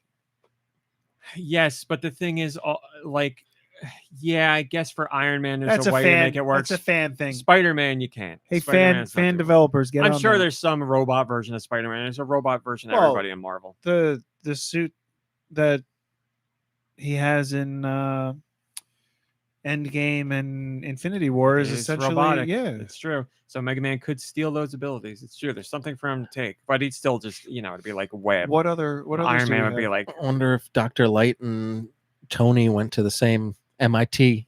in somebody's fan Is there more than fiction, one they did. MIT? Somebody's fan fiction they did. It's a top story just because it was such a big deal and we've been waiting so long. the Mega Man Institute of Technology? The Mega Man Institute of Technology is where Dr. Wily went. That's it. Hollow Knight Silksong is available now after 7+ years of waiting. It is finally available. You can get it on Switch. You can get it on Switch 2. If you get the Switch version and you want to get the Switch 2 version, you can do that at no additional cost. It is a free update to the Switch 2 version, so you get the added benefits there. So say you pick up the Switch version because you don't have a Switch 2, and then you buy the Switch 2, you can get your free upgrade at no additional cost. But what about the Wii U version? Never announced for Wii U, so we're okay. I thought it was in a Kickstarter thing. That's You why it was are like thinking, I believe, the original Hollow Knight? I don't know. Somebody was complaining about. Yeah, it somewhere. because I thought I saw it on GoNintendo. Silksong's but- been in development for 7 years, and the Switch is 8 years, so there's no Wii U talk at all. Oh. So you're saying the developers at Capcom made Mega Man 11, and then as soon as they were done, they started working on Silksong? Because that was 7 years ago. That's what it is. No, Team Cherry's a very small team, but Oh. also when Hollow Knight Silksong came out, Steam crashed, Switch eShop crashed, Switch 2 eShop crashed, PlayStation Network crashed, and Xbox Holy cow. Marketplace crashed. They all crashed because that many people What a were going to terrible buy the game. coincidence. Oh, because people were on buying. I thought that was just a coincidence. Sorry. So yes, no, that's so popular. I guess Silksong was originally a stretch goal for Hollow Knight, but then it evolved into a full game. And so that's where Silksong was people are- originally intended as DLC for Hollow Right. Knight. Yes. And so people are like, "Where's my DLC?" And it's like, I'm sorry, you got a whole game instead. You got to go get a new system too. So what are they saying? Was it worth it? For Silksong? The wait? They're It saying seems like it. Swan Song. No, because that Oh. would be a bad thing. I know, I was just kidding. They are, yes, overwhelmingly positive everywhere. As I said a couple of weeks ago, no reviews out yet because they were giving codes to backers first instead of reviewers. So reviewers only started playing the game yesterday. So if you see a review today, I don't know that I trust it because it's a pretty big game. But yes, positive impressions all around from what I understand. And if you want to know everything about the game and how to beat it and how to beat each boss and how to find everything and not look up anything, it's all out there already. Like these, I've never seen outlets scramble like this before to put together guides on the fly about how to do every single thing in the game. They always do that for games, but they all hit all at once. So like 2 hours before a game comes out, it's like, here's how to get every banana in Donkey Kong. Here's how to beat this boss in Donkey Kong. Here's how to find this thing in Donkey Kong. But what about Bonanza 2? I got the market cornered on that. And I don't do guides. So yeah, they're all like, this weekend's going to be a nightmare for those people because I'm sure like their outlets have them working to write mind-numbing guides one after the other after the other. Yeah. Not to mention, they're also probably writing articles with thumbnails that are spoilers or stuff too, right? Well, they did. There was one that I was like, this game just came out, and there's one I considered a spoiler. So I made a title to avoid the spoiler, and then I got called out for doing a sensationalized headline. I was like, There you go. I was trying to deserve say the topic of the story without giving away the spoiler, and I know people take Hollow Knight really seriously, so I reworded the title, and then people are like, why just say it in the title? I'm like, what do you people want from me? They want it all. They want it all. They want it all, baby. Congratulations, Team Cherry. Hopefully Silksong lives up to everyone's expectations. I mean, yeah, the game's been a success for years before it even came out, just because through Kickstarter and all that. But yeah, everything now is what do I call that? Like, extra money. DLC? No, like a term in the regular world. Dividends? Everything from here on out is all, it's like slang. This is going to be so disappointing. Take it to the bank? No, I'm saying like the exact phrase. It's like everything we make from here is gravy. Gravy. Cream rises to the top. I was thinking cheddar, and I was like, that's money, but it's the wrong thing. Yeah, it's all gravy from here on out. That's right. Oh, okay. So look, Hollow Knight was good, and people loved it.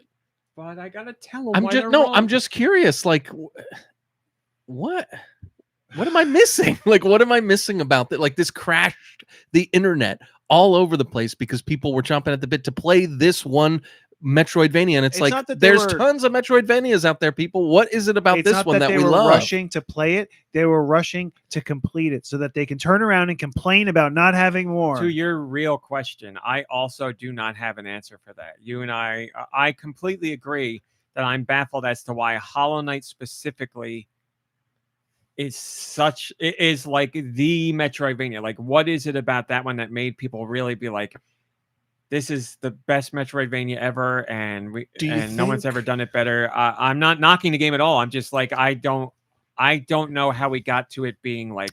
Do you think it's just the wait, like having to thinking that you're going to get DLC and then having to wait 7 years and then getting it? The original Hollow Knight was like a massive success, like so much bigger success than most Metroidvanias. It sold like I want to say like 14 million copies, 15 million copies, like.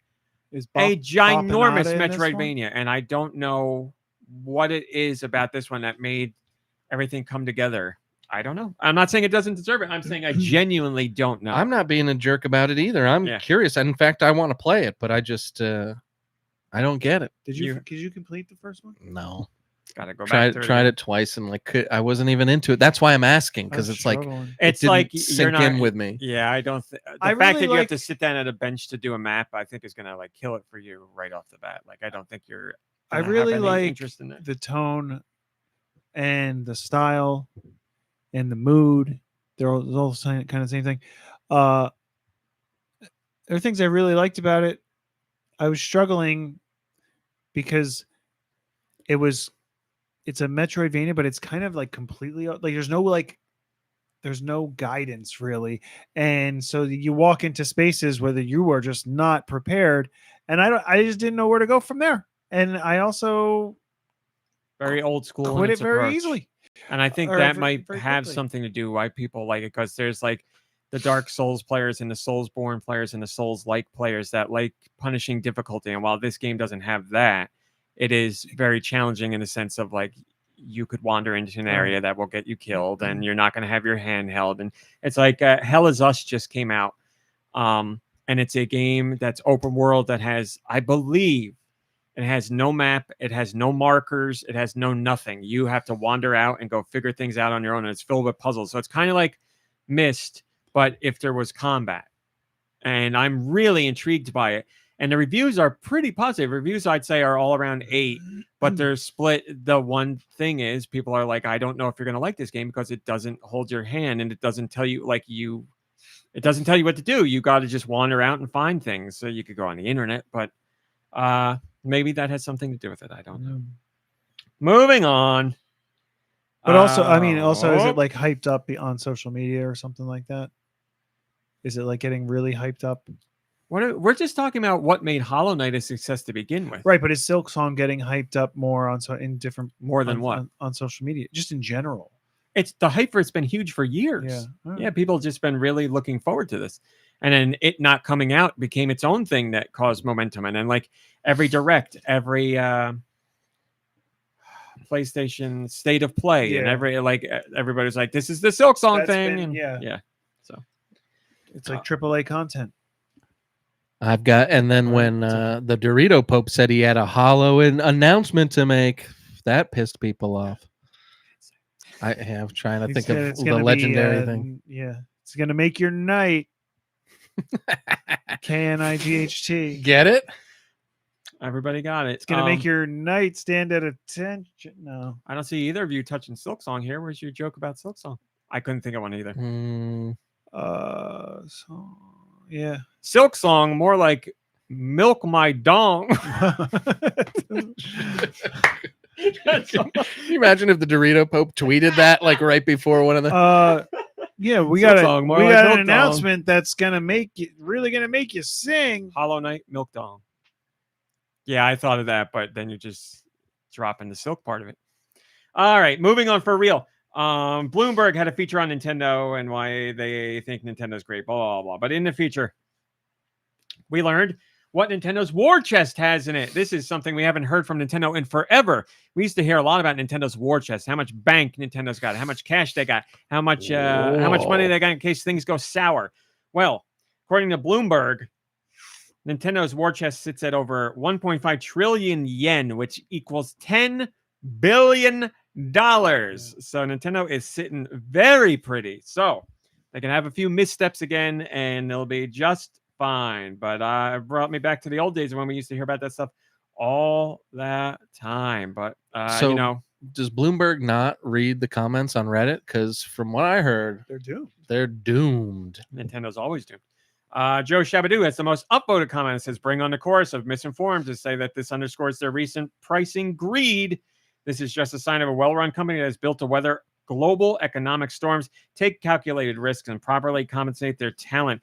It also makes sense to wait on potential broader investments of that amount of yen due to current weakness of the currency. Wow, Joe Shabadoo, a well thought out, factually laden comment from you.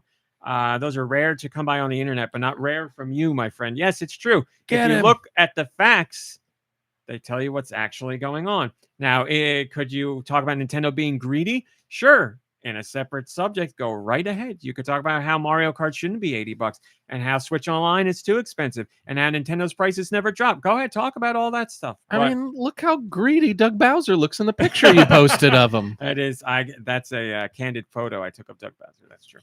But also, Look at the drool. like, yeah, let's look at the fact that Nintendo is still selling Switch 2s at the same price. They didn't raise the price of the Switch 2, right?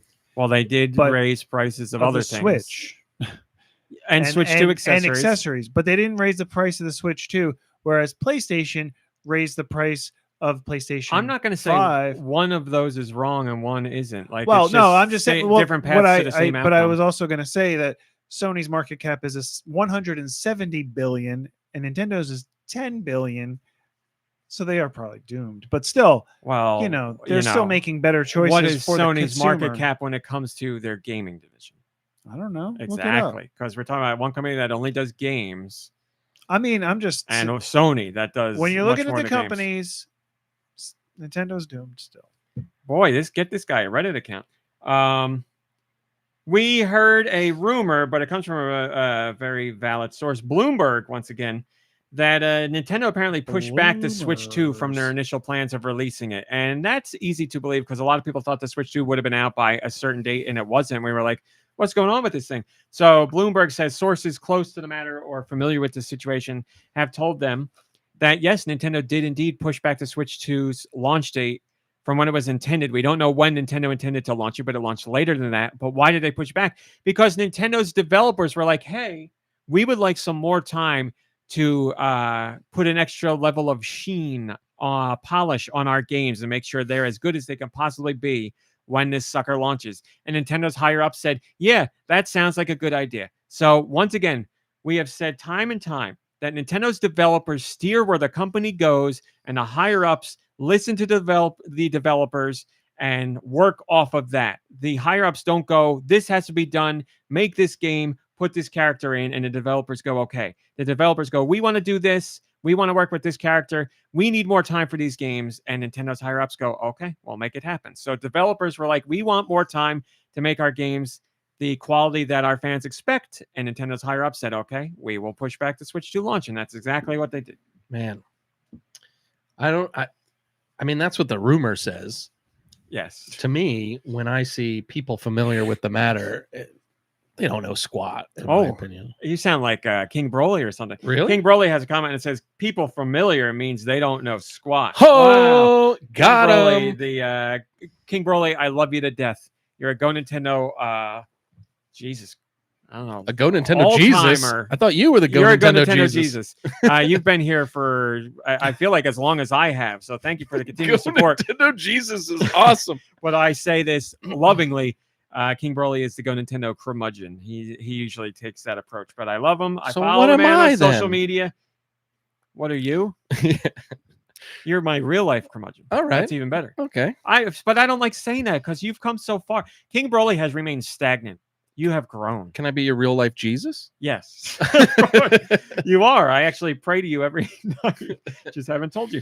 Sorry, I haven't been answering.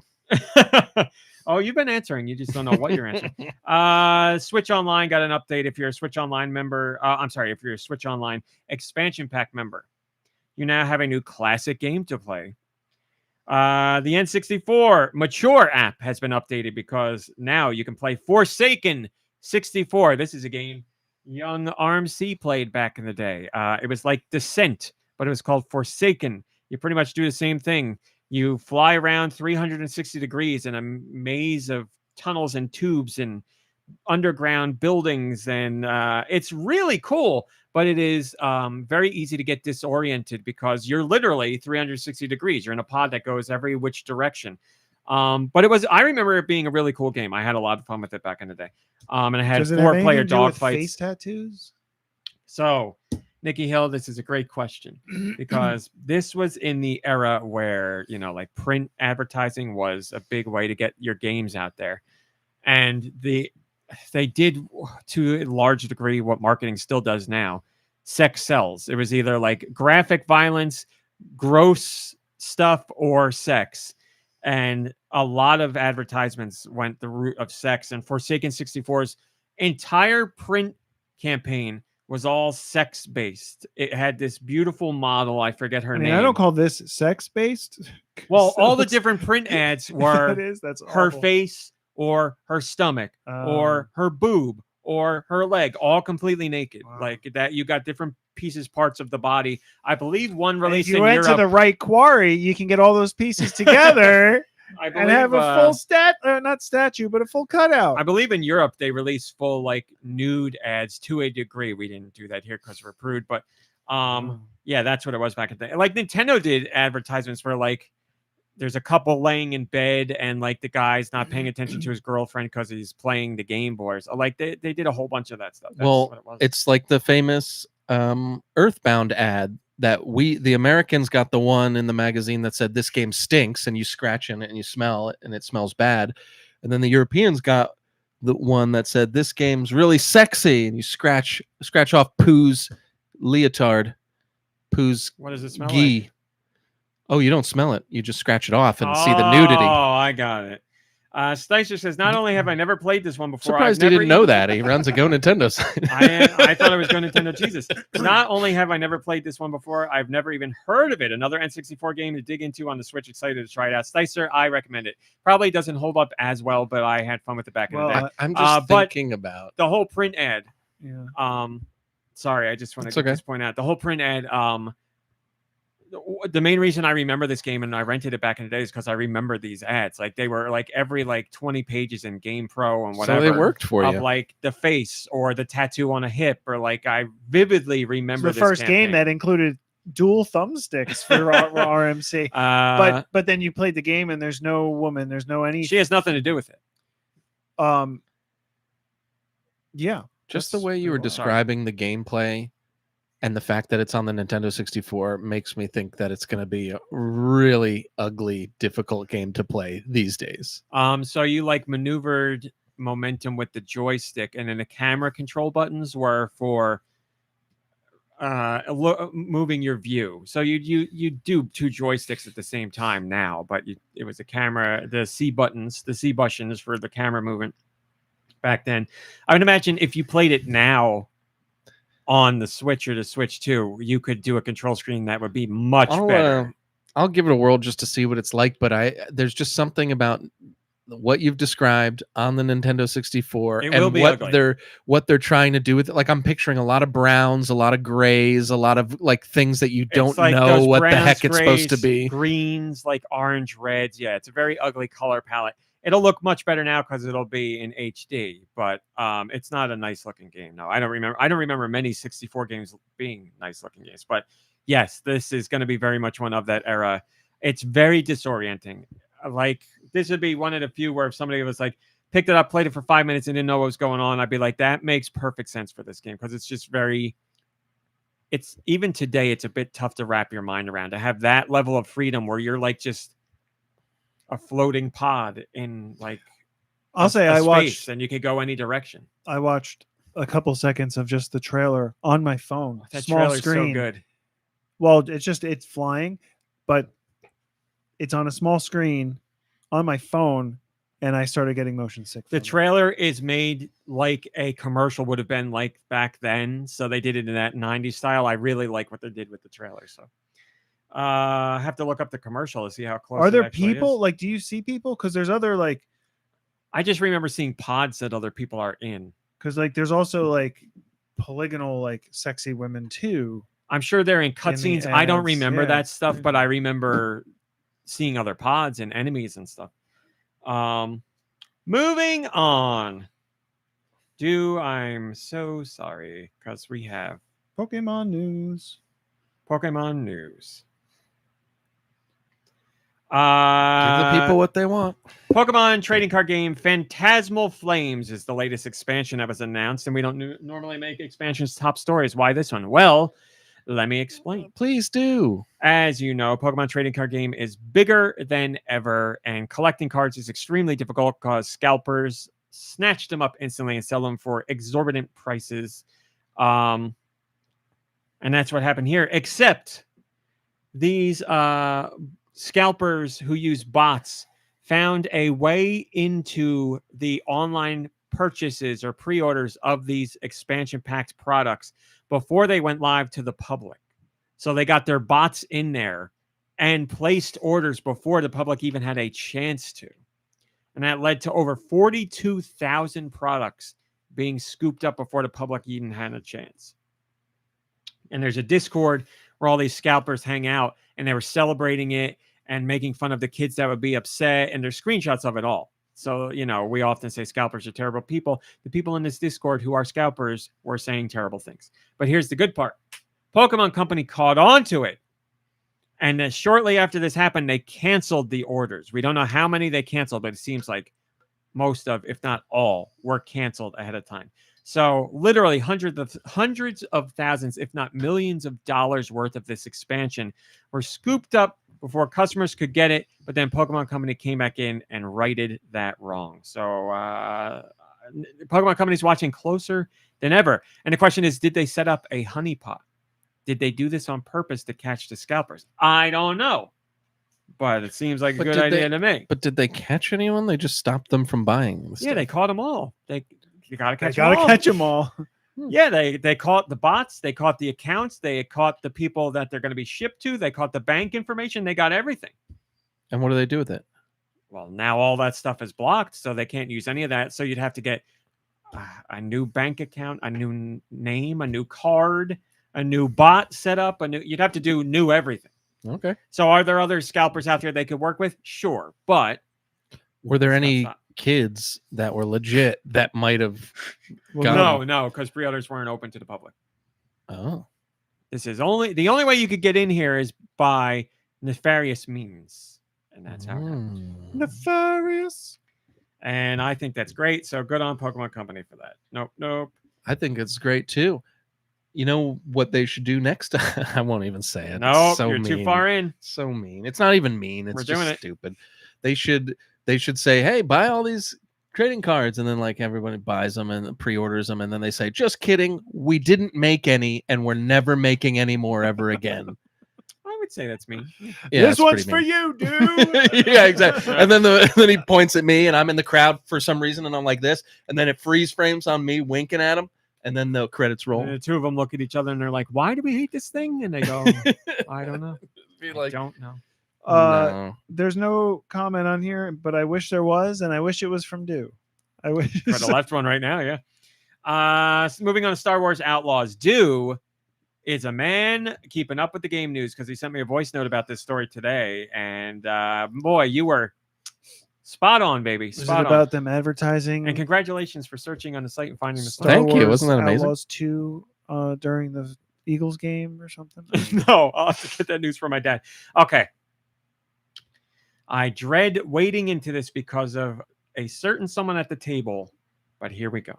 Oh, whatever. Star Wars Game Outlaw. Key cards, blah, blah, blah, Star Wars blah, Outlaws blah. is available physically on Switch 2, but is a game key card, which means a download is required. People do not like game key cards. On the internet, they are looked at as the worst thing that has ever been invented. But no one's ever tried them. Well, I mean, not much to try. You just download a game. You put it in a system. Well, and the thing download a is game. that they're crapping on it without even going forward and trying it. Right? See, in this case, I don't think you need to try it because you already know what you'd be doing. You don't need to try a download to know you have to do a download. There's no like trying to be like, oh, this download was a download. You just download it. So people have been saying, why isn't Star Wars Outlaws on a game card instead of a game key card? Well, cheaper. Now that's what people say. Ubisoft doesn't want to spend no money. Oh, this is Ubisoft? Don't worry about it. Don't buy it and give them some time to go down. So you don't know the story clearly. No. Let me tell you, please. I'm begging. Let me tell you. Rob Banton is the audio architect of the Snowdrop engine. That is the engine at Ubisoft that they use on multiple games. And Star Wars Outlaws uses that game or uses that engine. He hopped on social media to talk about why he thinks game cards weren't used. And he says it's because they couldn't be used. Mr. Banton says Snowdrop relies heavily on disc streaming for its open world environments. And we found the Switch 2 game cards simply didn't give the performance we needed at the quality target we were going for. I don't recall the cost of the cards ever entering the discussion, probably because it was a moot point.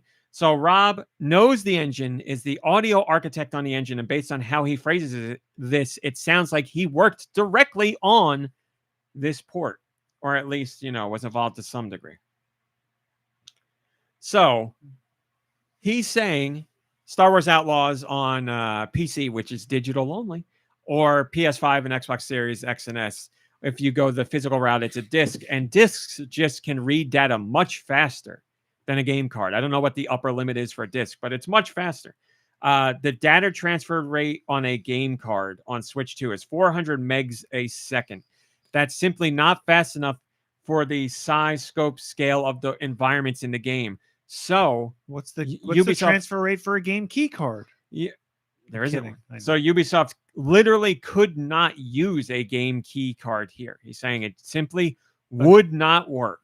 He went on to say, now, if Ubisoft built Star Wars Outlaws from the ground up for Switch 2, maybe there would have been a way they could have done that. But obviously that couldn't happen because Star Wars Outlaw was in development for years before the Switch 2 even became a thing. They couldn't do a game card. A game card, that is correct. You said game key card, so I just wanted to make sure. Did I say it incorrectly? Yes. They're forced to do a game key card because it needs to be downloaded. Physically, yes. Yes. They could not do a game card because the speed is not quick enough for them. Right. So this Mr. Banton said it just wouldn't be feasible. But again, if the game was built from the ground up for Switch 2, then maybe it could have been. But then, you're building it specifically for the Switch 2. Ubisoft could have gone that route as well. But then we wouldn't get this game for another, Jesus Christ, 3 years or something. It just doesn't make any sense. Just remove the music. This has nothing to do with music. Oh, as I've said multiple times, this is about how the game loads its open world environments. This man is an audio guy for the Sound Drop engine, but which is why I thought it was music related. Yes. No music. This is not about music at all. Okay.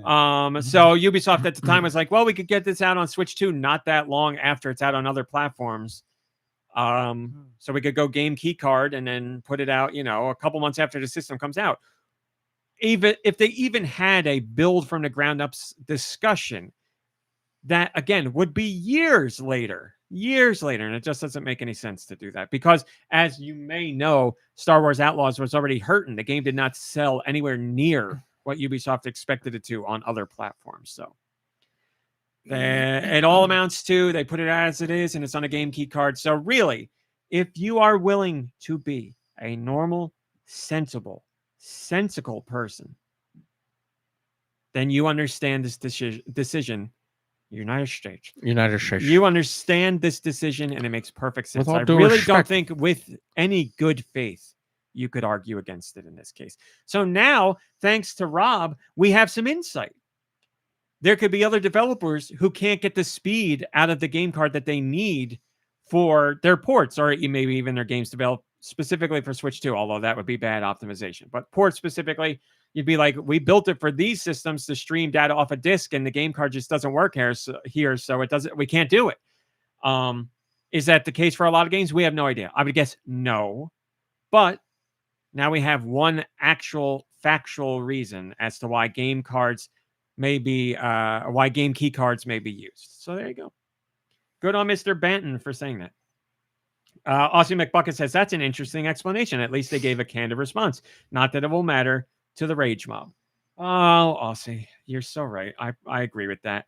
I haven't waded into the comments on that discussion because Star Wars Outlaws has been part of a bad discussion in general on all platforms. But I'm sure, it's one of those things where the game's not even that popular, so you feel like, but it's from a popular franchise, so you feel like people are already going to be jerks about it. And then with this information, it's like they're doubly happy to be doubly as jerky. It's the perfect storm of bad stuff. Yeah, it's horrible.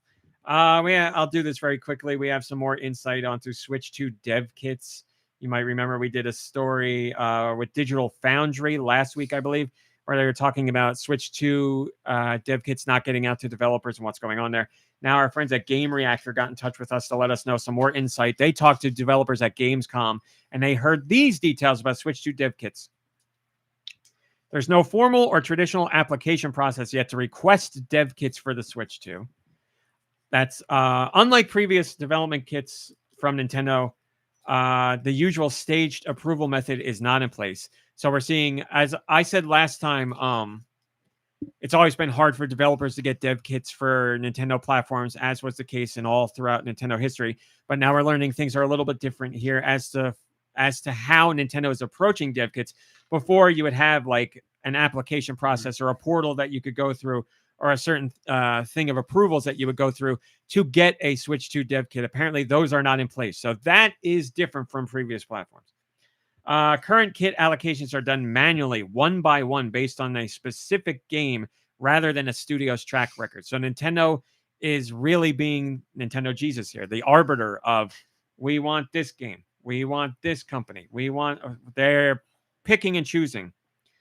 This selection process appears to be arbitrary and subjective, influenced by internal interests and preferences. Yeah, because that's all we have to go on. It's just some group at Nintendo that's saying, we got to get one of this guy, we got to get one of this company, stuff. So it's unclear whether Nintendo is doing this due to a shortage of manufactured dev kits or a strategy to prioritize select partners and titles ahead of launch. We don't know. It's all speculation. Knowing Nintendo, I would say it's because they are prioritizing specific partners. I really think that's the method.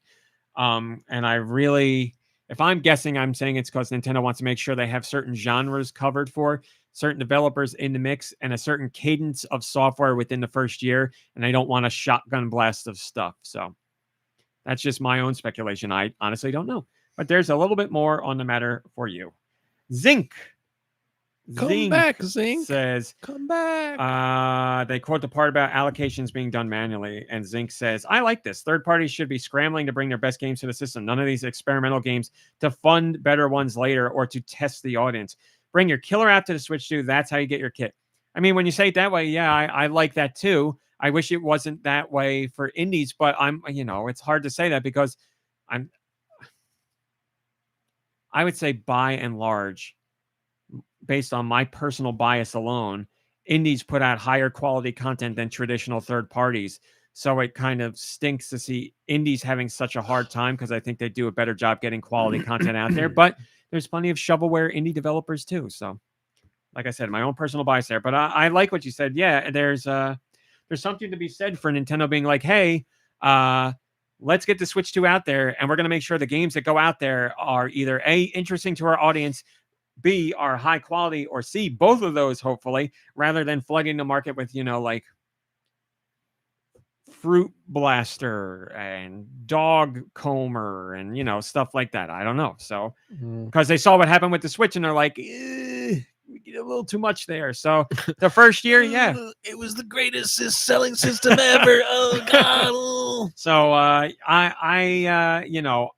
that's based on our own speculation as to why Nintendo's making this decision, but we could come up with speculation that makes Nintendo look like a horrible company too. We don't know what the answer is, but who knows? All I can say is the cadence of software for Switch 2 has been decent, and the quality of the software has been very good. So it's not like I'm at a lack of things to play on Switch 2. Not at all. If anything, I've got too much to play.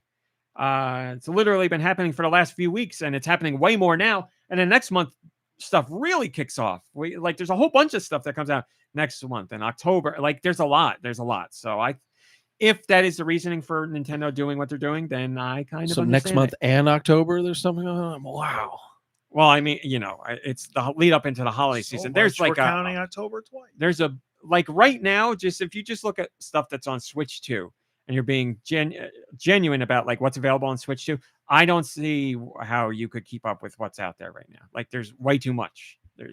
And Hollow Knight just came out this week, and Final Fantasy Tactics is coming out next month, and Pokemon Legends ZA is October, and I'm just grabbing random things. There's so many things that are coming out specifically September, October. It's mind-boggling. There's a lot that you'll be able to play on Switch 2. And as I said, it's not like the last few weeks haven't had anything. We've had stuff every week. It's not to the degree that it is with Switch, obviously, but it's a lot. So there you go. That's that. I'm going to say this right now because it's 8 o'clock. Say it. If you're in a Discord, please, I beg of you, do not spoil what's going on SmackDown for me. it's killing me that I'm not watching SmackDown right now because it's potential for a very big night. Please don't spoil anything. You want to go? Good night, everybody.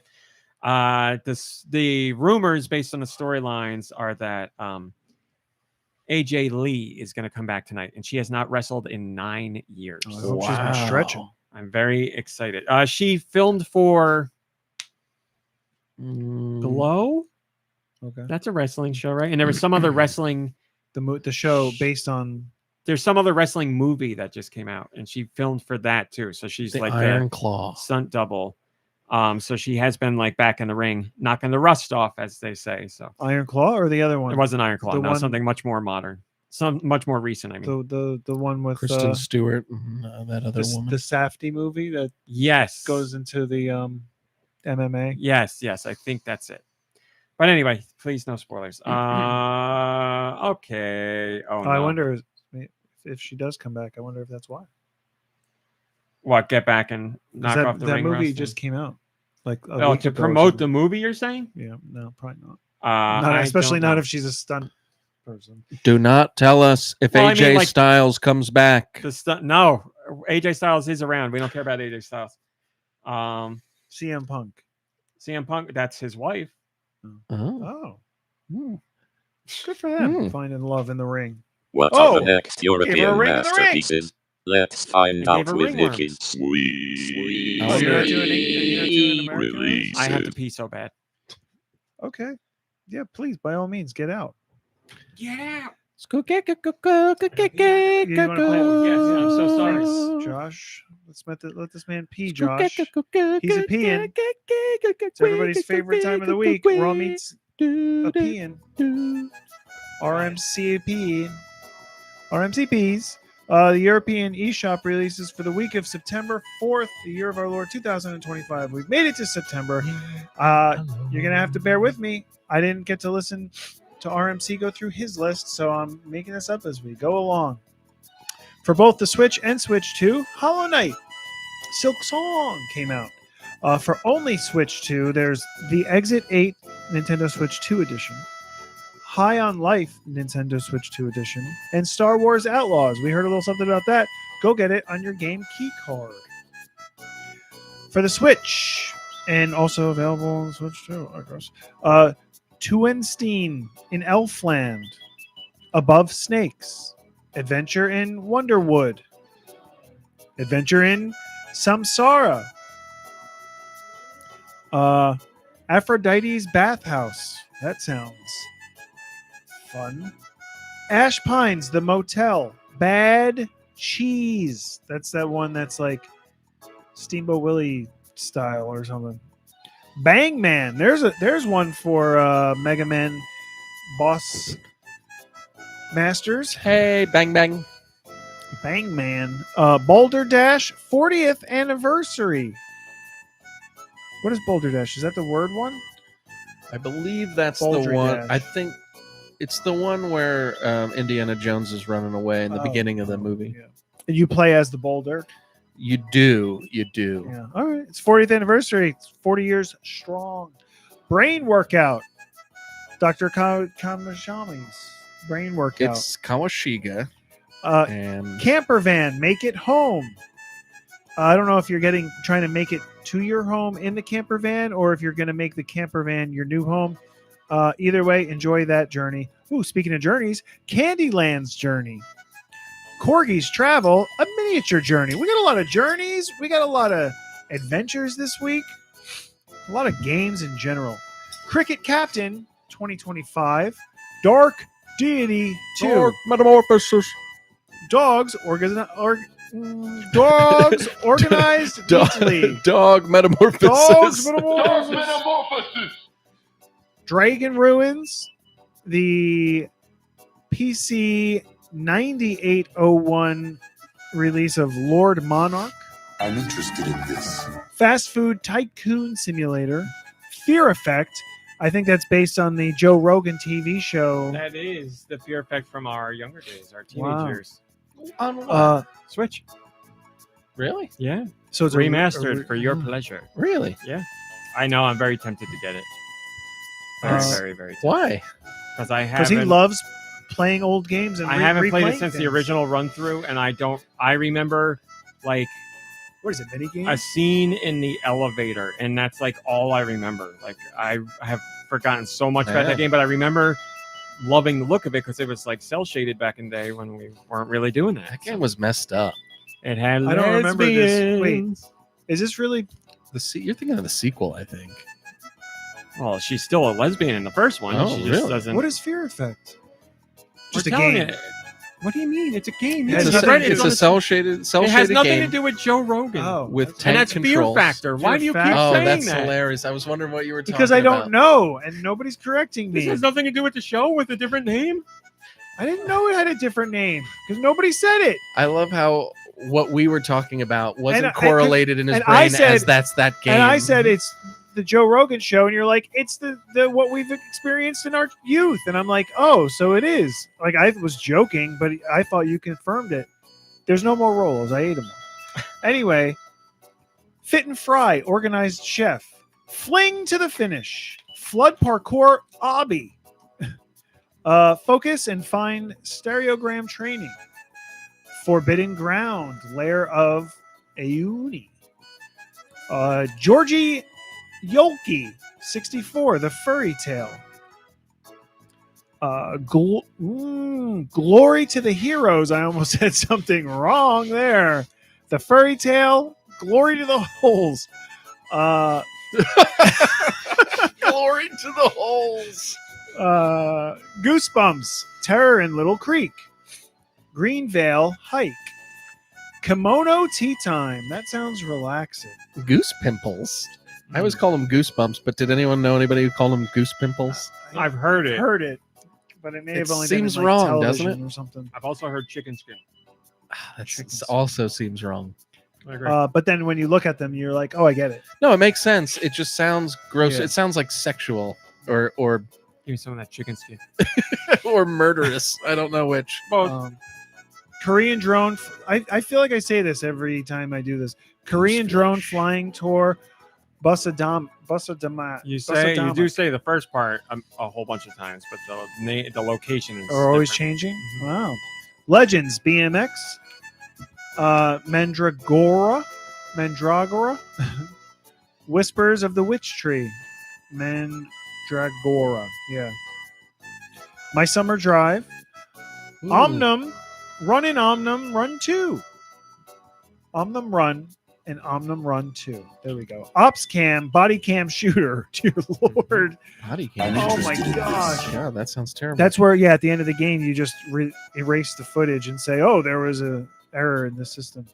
The A button turns off the Overpowered cam. 1, Mars Infestation, Pin Drop Veil, Pogo Stadium. It's the old Pogo Stick regionals and finals, I think. you know what I'm talking about. Yep.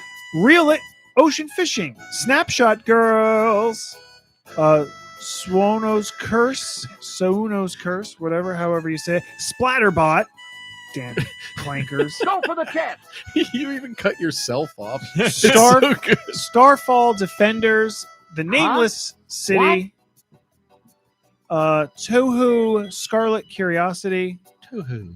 Vice Thief Simulator, 80s Nostalgia, Ooh. Yahtzee 2. That's not spelled how I remember Yahtzee, That's so correct. it may not be what I'm thinking. That's how you get around it. And Zumba Soccer Marble League. Neymar Jumer. There's one comment. There's two comments here, but the top one is from Steister, who said, "No one does it sweeter." Thanks, Nicky. I agree with that. I agree with that. Nobody Uh, does it sweeter. Okay, now it's my turn. I just screwed everything up, so give me a second. I gotta do this because I gotta do this. I gotta do this. Oh, I didn't say Bonanza 2. I guess that's not coming out this week. Not yet. It's only announced if you watched the very special Eagles game that was on only in RMC's dad's house. I Are they believe doing it. football already? Guess so. That would be amazing if your dad's watching like Yeah. clips from last season's Eagles like football season. Or if he was watching like the Atlanta Hawks basketball game. Sorry, Crazy Colonel sent me something, and it said emergency. Oh, no. That's okay. Is it- I didn't No, know. it's a good emergency. I didn't know if you were letting us just keep riffing on your dad until we were finished. I originally Because I had a few. I originally went to go read his text again to see See if we could add fuel to this Eagles fire. game. So yeah, maybe he's just watching Eagles fly around. I don't know. But I guess There's a football. bunch of there's some bald eagles playing football over by the river. All right, North America, what do we got this week? Let me tell you. We got Hollow Knight Silksong on Switch and Switch 2. And we also got NBA 2K26 on Switch and Switch 2. Please remember Remember. this. I got to get him on the soundboard. The Switch 2 version of NBA 2K26 is very different than the Switch version. The Switch 2 version is the full fat feature parity with PS5 and Xbox Series X and S. The Switch version is dumbed down and closer to PS4 and Xbox One X and One S. So Switch 2 version is the real deal one. The Switch version only has 2 players, Larry and Bird. The Switch 2 got Star Wars Outlaws, Chronos: The New Dawn, Daemon X Machina Titanic Scion, and the Exit 8 Switch 2 edition. So again, all 4 of those are Switch 2 exclusives. Hollow Knight Silksong and NBA 2K26 are Switch and Switch 2. And now we have just your Switch games, which can also be played on the Switch 2. Above Snakes, Adventure of Samsara, Brain Workout Jellyfish Puzzle, Call of the Sea, Camper Van Make It Home, Candyland's Journey, Crayon Car, Dark Deity 2, Dragon Ruins, the PC 9801 version of Lord Monarch, Everybody's Golf, Hot Shots, Fear Effect starring Joe Rogan. I know that there's a lot to get through. I have a question about this PC 9801 thing. Let me go all the way through and then I'll be happy to. Fit and Fry, Organized Chef, Fling to the Finish, Focus and Find Stereogram Training, Garfield Kart 2, All You Can Drift. And let me tell you, Arg! after the podcast, I have an embargoed press release and media for that game that I'm not allowed to share. Holy cow. But I can show it to you. That's exciting. Gold Grove, Hell Card, Hot Stakes Casino, American Roulette, Legends BMX, Mandragora, Whispers of the Witch Tree, Mechatris, My Summer Drive, Omnom Run and Omnom Run 2, Pogo Stadium, Psycho Dream. You can play Psycho Dream on the Super Nintendo class. Nintendo just changed the name of this stuff, so I don't know it yet, but I gotta look into it. Your Switch Online Super Nintendo games. You can play Psycho Dream there, but only in Japanese. Now you can buy Psycho Dream for the Switch and play it in English for the first time ever. So if you want to, it's a Super Famicom game that's got an official English translation. It's kind of psychotic. I mean, it's Dreamy? cool. It's cool that it's available, but it's kind of like, you know, you get to play the Japanese one for free, but we're gonna milk you for the American one. The Japanese one was released by Nintendo. This one is released by a completely different company, and they've translated it. So. And it's got other quality of life features and stuff too. Okay. So there are two. The Super Nintendo or the Nintendo version is specifically the Super Famicom version. No updates to the game, minus like Nintendo's rewind features and all that stuff. This version of the game is updated with an English translation and quality of life features. I know. By a different company. You know what contributes to my quality of life? Money in my pocket. Reel It, I Ocean know. Fishing, You reel it. Shoot 10 Order, Sky of Destruction, Soulblind, Tales of the Underworld, Splatterbot, Starfall Defenders, Sunos Curse, Tiny Racing, Truck Simulator 25 Euro Driver, Wolf Simulator 25, Wild RPG Survival, Zumba, Soccer, Marble League, and the most surprising one out of all, and I don't know how to say the first word because it's written in I was Chinese. gonna say. Word game. This is a game that is where all the graphics are made out of text. And I thought it would never release outside of Japan. But I was wrong because they released it here like a week later. So I need to look into it more. I hope the game's good because I love the visual idea of it and the mechanics of it. But I have no idea how well it's localized. I don't understand. But Any look into it. any comments, RMC? Vinloria has come and they say Silksong today. That is correct. And that's all that people care about. And Deux, PC 8801, PC 9801. Yeah. So are those ports of They're old? not, I don't want to call them like ports, Atari 'cause they're games not or something. ports. They're like actual re-releases of those games. But they're like old games from what, the 80s and the 90s or something, or Yeah. so somebody is putting these out every single week. There's like a new one every week. So Nintendo realizes that they have like a ton of old games, right? That they could be doing this as well, like putting out a new old game every week. Mm-hmm. Okay, they know that. Just wondering if they knew. Yeah, like the PC-88 is like it's like a old computer that released in Japan, and there were certain games that only released for that computer. And now, rather than them being left to time and you're unable to play them, they're putting them out. In I a mean, new that's series on cool this. and everything, but who's ever heard of a PC-88? I've heard of a Nintendo Entertainment System. Well, Put those I games mean, on the Switch. There are more gamers out there than just the ones in the United States. I mean, I've heard of the PC-8801 and 9801, and like there's the MSX2 and like Well, look, we all agree that they're excellent names that are to be remembered throughout time because they're not confusing at all. I just want to know, why can't we get the classic NES games every week like they're doing here? If they don't want to do it, it's every fine. week. It's a lot of work and they don't make money off of it. I get it. Fine. No, like I don't have an answer, like because we used to on the Virtual Console get them every week. But you had to buy them. I mean, this is why this stuff drives me absolutely insane. Would I like them to come out quicker? Yes, 100%. Who wouldn't want them to come out quicker? Would I rather pay a subscription fee and have access to all of them, or $8, $10, $6 every time I want one? I would personally rather the subscription fee, but I play a lot more than people.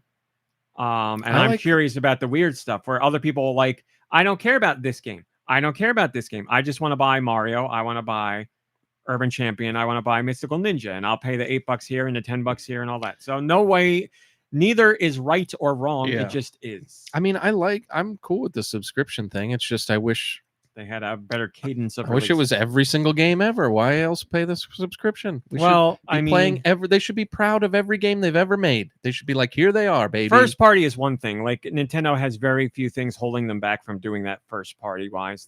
They could do first party games every single week, sure. Third party, there's deals that have to be worked out, so they get a pass on that point from me, because you can't just willy-nilly it every week with third parties. But first party, yeah, they could do that. But I know Nintendo doesn't want to do that, because it's why they don't do that now. They don't want to put out, Donkey Kong Bonanza and Mario Kart World and Switch 2 Welcome Tour and Drag and Drive and Pokemon and all of them on the same day or within a week of each other, because they don't want people to play them like that, and they don't want to cannibalize sales like that. So. I get it. It makes sense. Thanks for talking about it. You got it. But I agree. There's a middle ground that we could get to that would be better for both of us. Like, I'm not happy with where it is now. You're not happy with where it is now. I don't need a ton of games all the time, but I think we could do better than what we're at now. Yeah, I think we can do better. I think we could all do a little better. And they should have a separate channel called Controversial Games, and then we could get games that they got rid of, like the original Mike Tyson's Punch Out. Put that on there, and you just have to type in what your age is or something. 18. Well, he said he's 18. Give him the rapist. Nicky Hill, what have you been playing? I think the only thing I played was the Shinobi demo. Oh, tell me about it. Hi, Maddie B. Sorry I didn't say hi. I don't remember much of it, but I enjoyed it. I think it looks really great. And yeah, I'm probably not going to buy it. Put it on a wish list and wait for the price to fluctuate, maybe for a special occasion, or unless I come in, unless I hit that big Powerball. But I enjoyed it. I don't remember much of it. Like, I can't. What do you do in the demo? I don't know what the demo. You offers. fight people. Where? It's like I got to drag it out of here. What location does the demo start in? You're at the dojo, I guess. You're just running through because the bad guys have killed everybody else, and they said you're the last one. And once they kill you, they'll be rulers of everything. It all goes in one ear out the other. I have not played Shinobi yet. I want to. I'm a fan of the franchise. I'm sure the new one I don't is know the excellent. franchise, so that's possibly why I don't know anything. Long made you- and storied franchise with Sega. Advertising made me. Oh, free demo. So. And it was a free demo. But like the advert, like the stuff that I've seen in the ads, like the artwork and everything, I think it just looks great. You didn't play the one on the DS? I don't remember anything. I can't even tell you what I remember of the demo of the game that I just played. You want me to tell you about a DS version? Or 3DS, sorry. I meant to say Oh, 3DS. now I you're really apologize. throwing I meant me. to say Woo! 3DS. Confusing me. Yeah, Shinobi started in 1987. Well, I Shinobi not remembering. Shinobi. I Shinobi remembering. I Shinobi remembering. Yeah. I should be remembering, but I am So the no last remembering. installment in the franchise was the 3DS one that came out 2011. So we've been waiting quite a long time I don't for even know what Joe that looks like. Musashi to remember or to return. Well, that's also what's funny is his name is Joe Musashi. Like I know that Musashi Oh. is like what Brave Fencer. is he? What? PS1 game. I know the name Musashi is legendary. But I thought his name was Dan, the ninja guy Dan. That is a game we need to make. Holy crap. Ninja Guy Dan. Wow. That's incredible. Oh my God. I'm sorry. You got to. that's like a man who knew too much situation, right? Or like a Mr. Bean where it's like, there's this big ninja situation, like a big fight, and they call or like Three Amigos, they call in Ninja Guy Dan, and it's like I don't know anything about martial arts. Sorry, I want to answer Colonel. I don't mean to blank out here. But yeah, so that's it. That's what I played. But I liked it, and I would be more interested if I had a little bit more money in my pocket, because the reality is that I've got so many games that I don't play as is. So spending money on no gold things- points left over. No, and they don't do those anymore, right? They don't do them anymore, but if Yeah. you still have them, you can No. spend them. No, I've spent them on things where I got games for $1. Yeah, I thought for sure you would go for like UFO 50 or something. Well, here's the thing. Too many games. We were talking about UFO 50 and Fangamer selling the hard copy, and I bought the hard copy. So I'm going to hold out now That's right. until like February. Fangamer is. Oh, that's right. No, we've talked about this, Yes. but yeah, Cream of the crop. I'm gonna be waiting forever. You know what else I'm waiting for? My special edition Beyond Good and Evil. You're too slow. I am slow. Thank you. What? Is that it? That's all you played? Bravo Yade. Yes. Do Dude. tell us the games you've been Cuckoo. playing. Played some Animal Crossing New Horizons. We had the last fireworks show of the year on the last day of last month. So we're kind of slowly transitioning into fall on the old island. Nothing else new over there. Played some Fortnite. Fortnite was fun. We got to play with the roly-poly, and most importantly, the hammer is back. The hammer's back! And it's been great. That's not something you can buy and save. I'm going to say this one more time to you. You can't buy weapons or anything that gives you a competitive advantage over anyone else in Fortnite. They only sell cosmetics. Okay. Because I don't that would know. be cheating. So it's just added to the game, and it's a weapon you can pick up if you come across it. It's great because you can hit the left trigger, and you'll hit the ground and like shoot yourself forward, and you can travel real fast with it. Or you could do what I did last night: find yourself on a desolate mountaintop with dead friends all around you, and the storm closing in, and bad boys trying to kill you, and you smash them all off the mountain. It was great. And then you get killed. 2 waves of 2 people that I just. It was bashed so away with the lucky, hammer. but really awesome. If there was fall damage, definitely probably would have won. But Oh, yeah. but like that wouldn't be fair. You just barely got that second swing of the hammer in I there too. couldn't I even was believe so it got happy you off. did it. But yeah, it's really fun, and Fortnite's been fun getting back with the boys. Good to be back. Good to be back. Played a little bit of UFO 50 this week. Played the old favorites like House Party and Pin Golf and Oh, I meant to tell you, my mom's score is 3 on Pin Golf now. that's excellent. She's trying to get to that 0 or Yeah. negative, but Yeah, 3 was her new best. I was like, that's really damn that's good. really good. I don't think I've gotten that good yet. But yeah, I'm trying to get that cherry, which would be a 0 par after you finish them all. Yeah. But yeah, that's been great. What else did I play on there? Oh, I dusted off one of the games that was left. There's only one that I haven't dusted off now, but I dusted off one called Fist Hell, and it's like it's kind of like a Streets of Rage, a beat 'em up, which is really cool. It's kind of like Double Dragon, I guess, but you're beating up zombies. Yep. It's very lowly rated by the fans of UFO 50 from what I found on Reddit, but I really like it. I don't know. Yeah. I don't know what people's problems with it. I mean, it's not that people hate it. It's just low on their list of 50 games.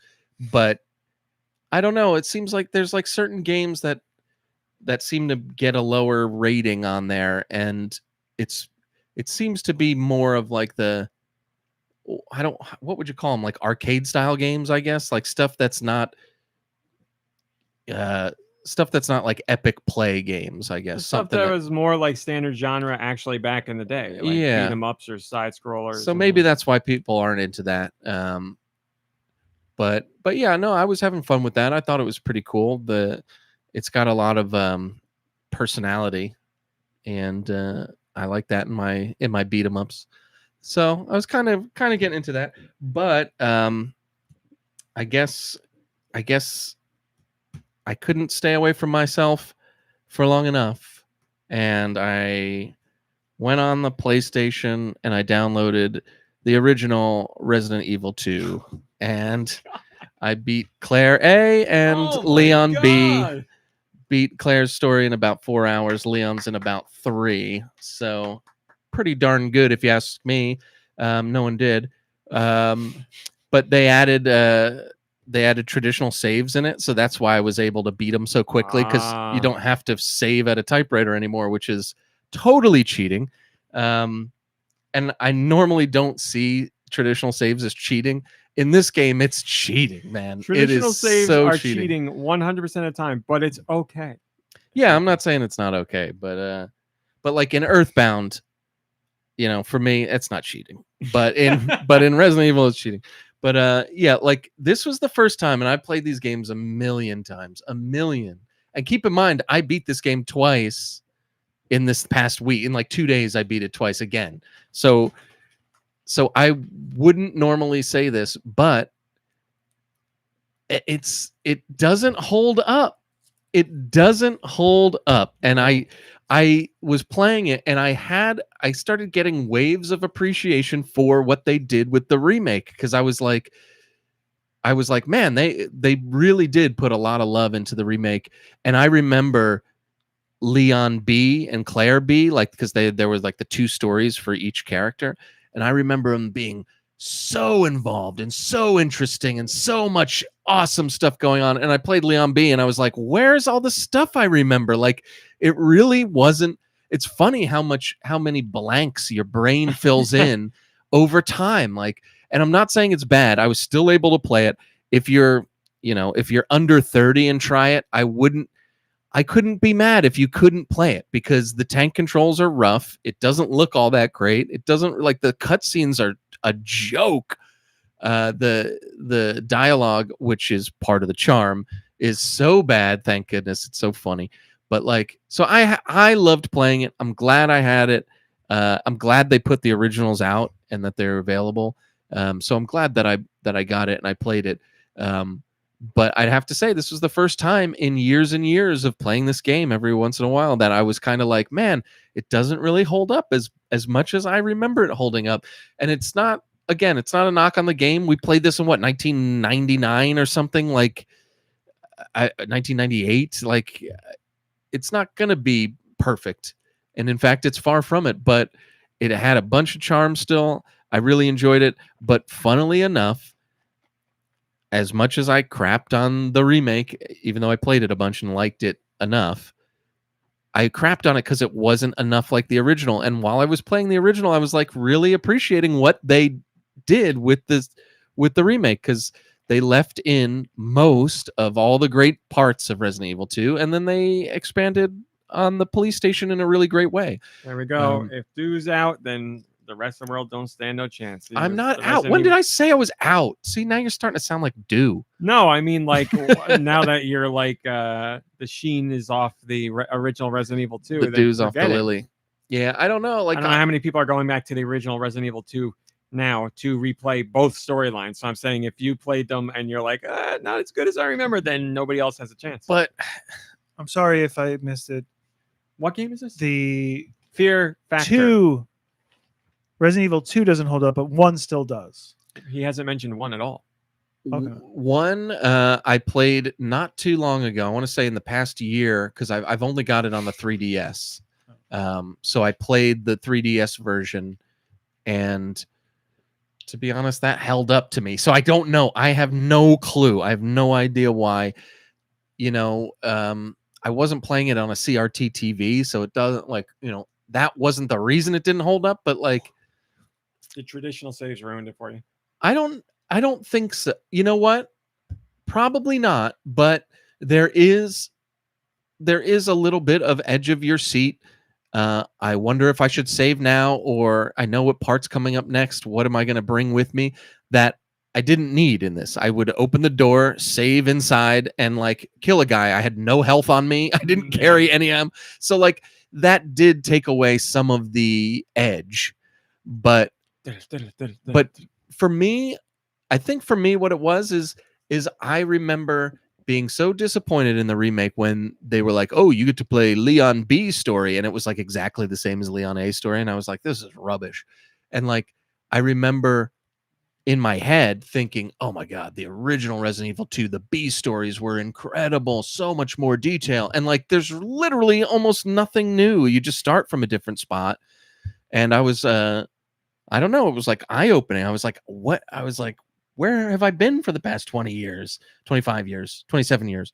So anyways, I don't know. I'm not trying to come down on it because I still love it. It's one of my favorites. And I'm glad I played it now again, and I, crushed it. But yeah, I don't know. I really don't know. I don't know what it is.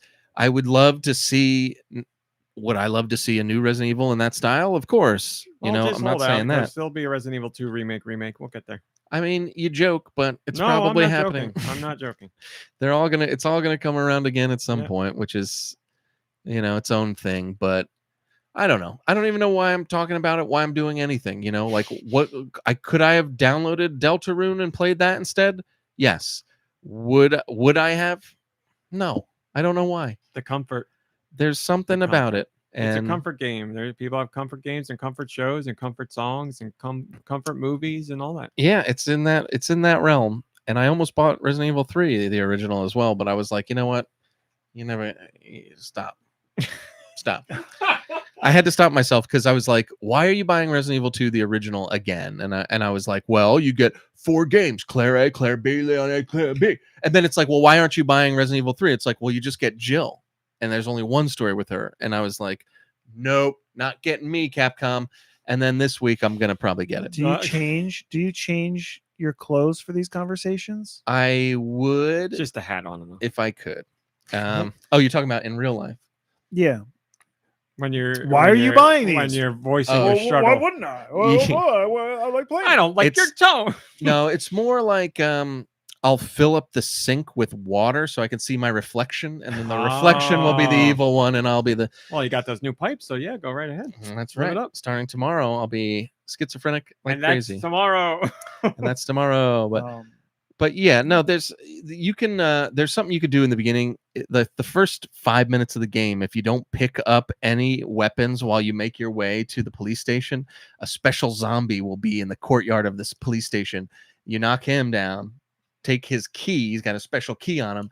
And then eventually you open up like a locker in the police station and it gives you new threads. You So know, that's as close to Rat Hat as you can get. This is not a lie. I've heard the 64 version of Resident Evil 2 has like a considerable amount of different things to it that make it worth a play, even if you are very familiar with Resident Evil 2. Wait, but if you do pick up weapons, that zombie's not there.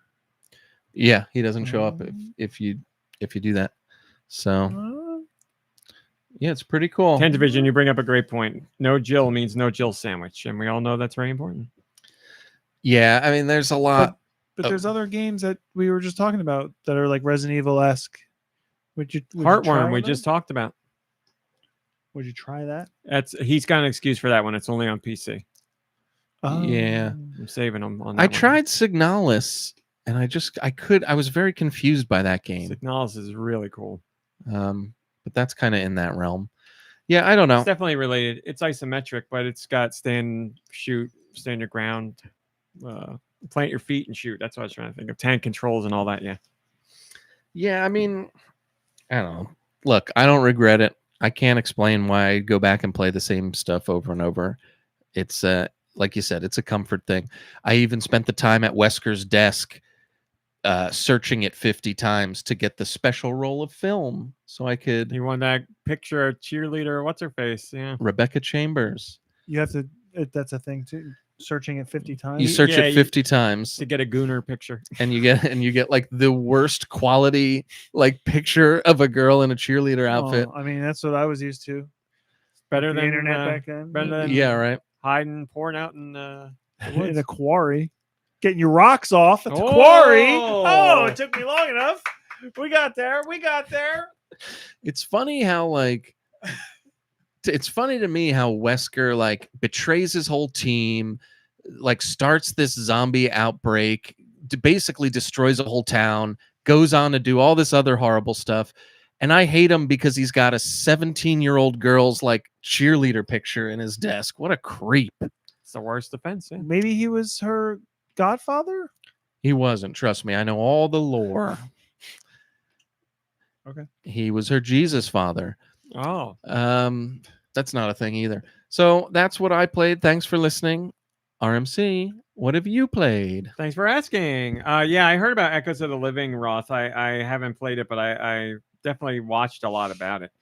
I played more Donkey Kong Bonanza, and I'm just running through and getting all the new bananas that I didn't know were there, so nothing really to talk about there, except it's much more challenging, and that's exactly what I want. So I am a very happy boy. It took what I thought was an incredible game and made it that little bit more incredible than I personally wanted. So it's a nice little thing for me because I like the challenge and I associate Donkey Kong with challenge, and now that's what I'm getting. So I'm very happy.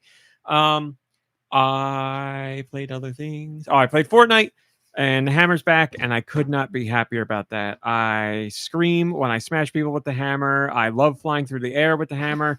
It is the greatest weapon, in my opinion, in any video game ever because it's traversal and weaponry in one, and it's so much fun. And it's bouncing around, and death from above on top of enemies they don't even know you're flying in. You just slam the hammer down into them. It's so much fun, and they go flying in different directions.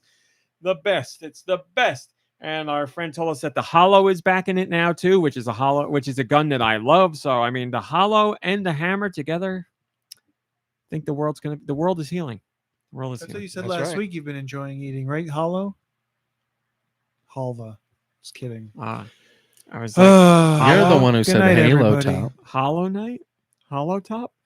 So I was playing that. And then I played two other things. I started playing, I know the first name, Chronos. I think it's Chronos: The New Dawn. Directed by Guillermo del Toro. The New Dawn, which is made by Bloober Team, the horror experts. This is their brand new original horror game that is not unlike classic Resident Evil do. It does not control like that. It controls like Resident Evil 4. It feels like, the mechanics are certainly similar to Resident Evil 4. So it's a scary, spooky game in the dark and the weirdness, and you're in this suit, and I don't remember what you're called, but you are going to find the guy that was ahead of you that died, because apparently that's what these people who suit up are out to do some mission, and when somebody on the mission dies, you have to go get that person for some reason. I'm not sure why. But. That sounds like the Mummy Demastered. And this was very obviously inspired by the pandemic, because in this game there's some sort of pandemic that has turned people into hideous creatures, monsters. So it's like Resident Evil. You enemies pop out, you shoot them in the head. You have a stomp and a punch, which is pretty great. So resources are very limited. You actually, I like this mechanic a lot. It's Resident Evil-esque. You get like raw materials and you can combine them on the fly to make what you want.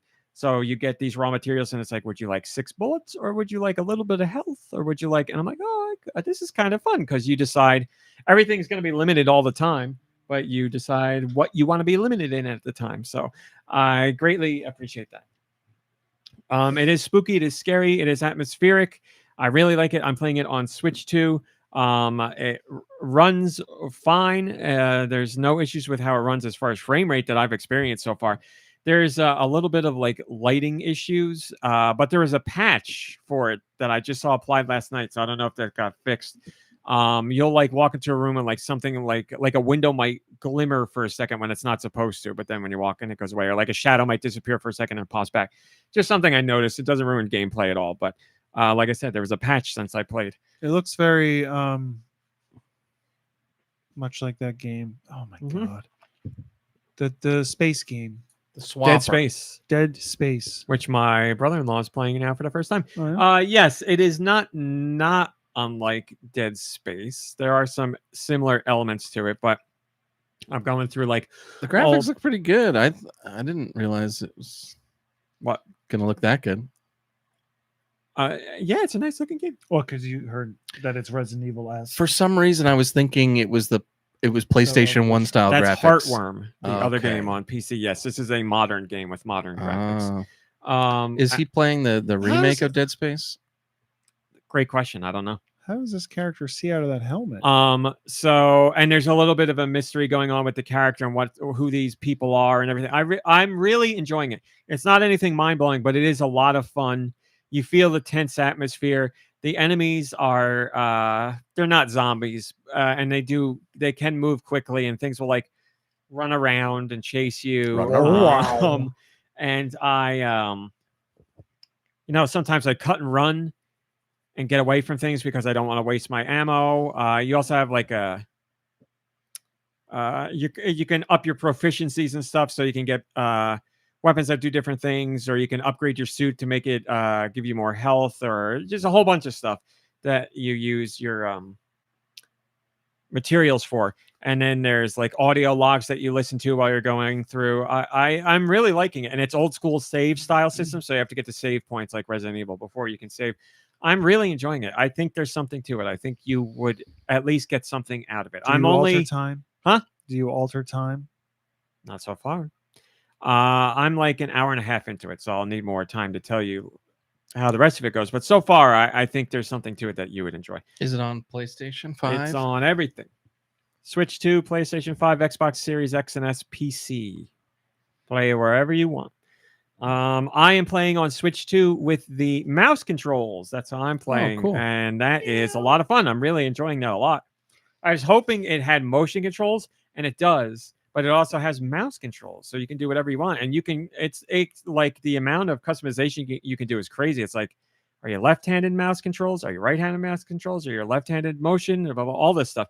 So I'm playing mouse controls, and it's a great kind of game for mouse controls for me. Mouse controls, because because it's not like you're getting hit with waves of enemies all the time. You're like exploring spooky areas and picking things up and reading details, and an enemy will pop up here or there, and then you can take them out. So far so good. I'm really liking playing with mouse controls on this. It's a lot of fun. So far, really enjoying it. Like I said, not anything special or mind-blowing, but it's a genre I like that you don't really see too many games in anymore, and I'm enjoying it. And I like Bloober Team, so good on them having fun with it. And then the other thing I'm playing is Ubisoft sent me a little surprise, and they gave me Star Wars Outlaws. And you might remember I said I was going to buy Star Wars Outlaws on Switch 2 because I hadn't played the game. I wanted to play the game, and I'm always a sucker for let's see how good this can look on inferior hardware. So I was going to get it on Switch 2. He said it. He said it, folks. I mean, that's a fact. The Switch 2 is He's not as saying powerful it twice, and he's saying it's a fact. Just want as that on the PS5 record. or Xbox Series X or S. But they sent me a code, so I started playing last night. I put in, I'm going to say, just under 3 hours with it. Ooh, are you an outlaw yet? Am I an outlaw? Yes, I am. I'm in with one of the guild gangs. Probably a gang. Gil. So anyway, here's the whole big story about this game.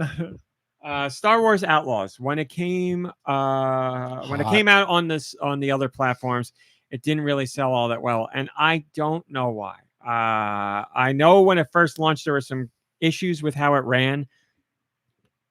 But there was an update shortly thereafter that took care of that stuff. I also know people didn't like that the stealth missions were fail and you had to start over. So Ubisoft updated and changed that too. Now you can continue on, and it's not your character will be like, well, we did the alarm. Might as well just go all out. Yeah. I mean, what's not to like? Stormtroopers and lightsabers and Darth Vader and all your favorite things, right? TIE fighters and 2 of those things. Okay, 3 out of those 4 things are there, and the 4th one is mentioned. Never mind then.